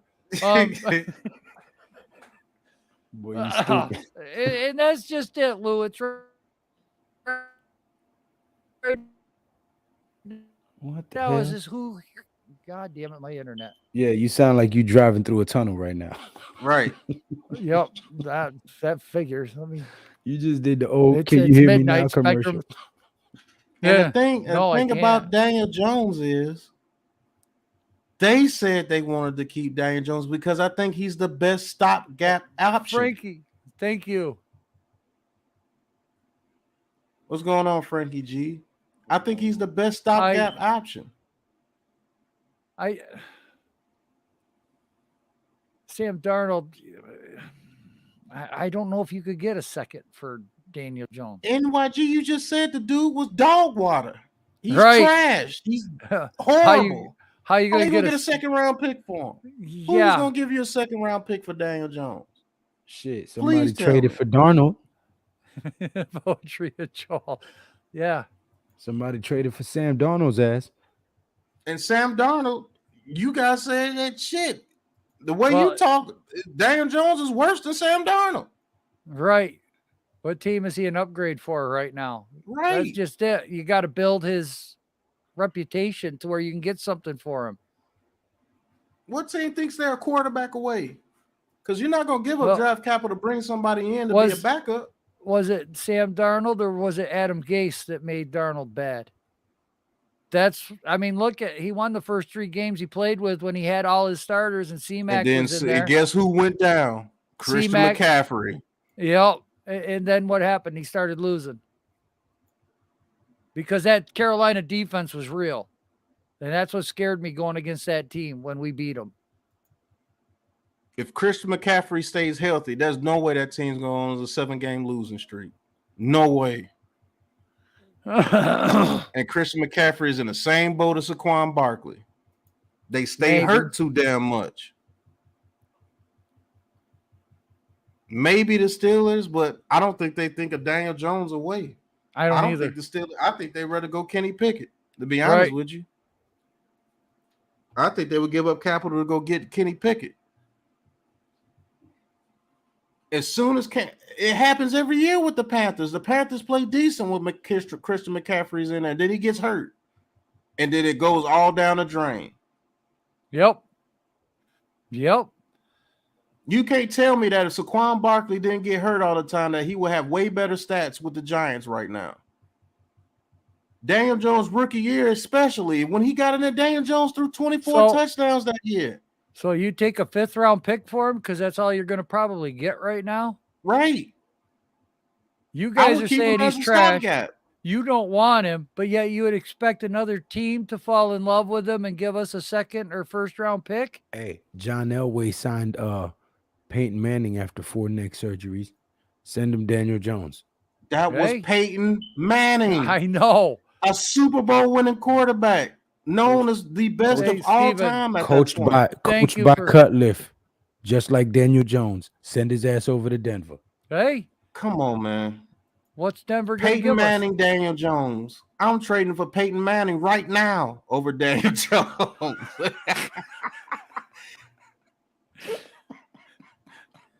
Come on, man. Give me something better than that, bro. The Miz saying, hey, the Miz. All right. Now I seen everything. Oh God. He had 100 fumbles. too. So what if those fumbles go down if he has his weapon in Saquon Barkley? And he has Saquon Barkley to hand it off to. Wait, he wasn't there. See, The very next year, wait, he wasn't there. This year, wait, he wasn't there. All right, guys, I can't stay on here no longer. I just realized what time it was. Y'all tripping. Oh my goodness. Yeah, I we didn't got to know have it a was meeting. almost 12 So, o'clock. oh my goodness. Yeah, it's 1:45. We needed to talk. So I'm going to have to end it here. But what a great stream.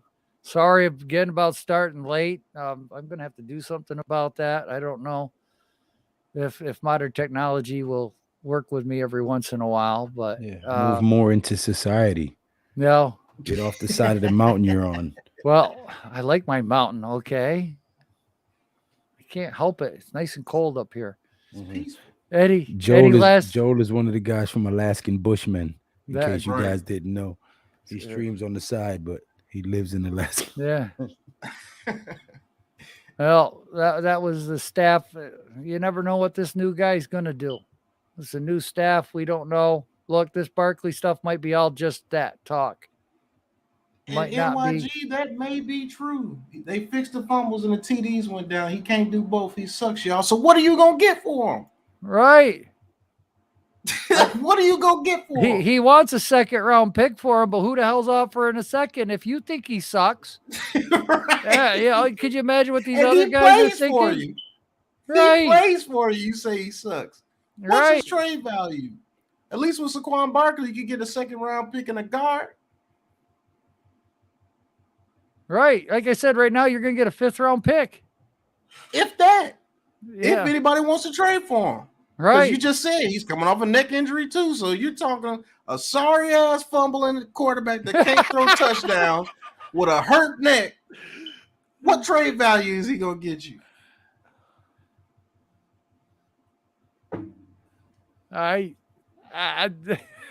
think people just want him gone to be gone so that they can say they were right. Maybe. I don't know. I don't know. I really don't, but it'll definitely be the topic in the next Monday nights. I was one of the guys saying give DJ a shot, build an O-line and see what DJ can do this year.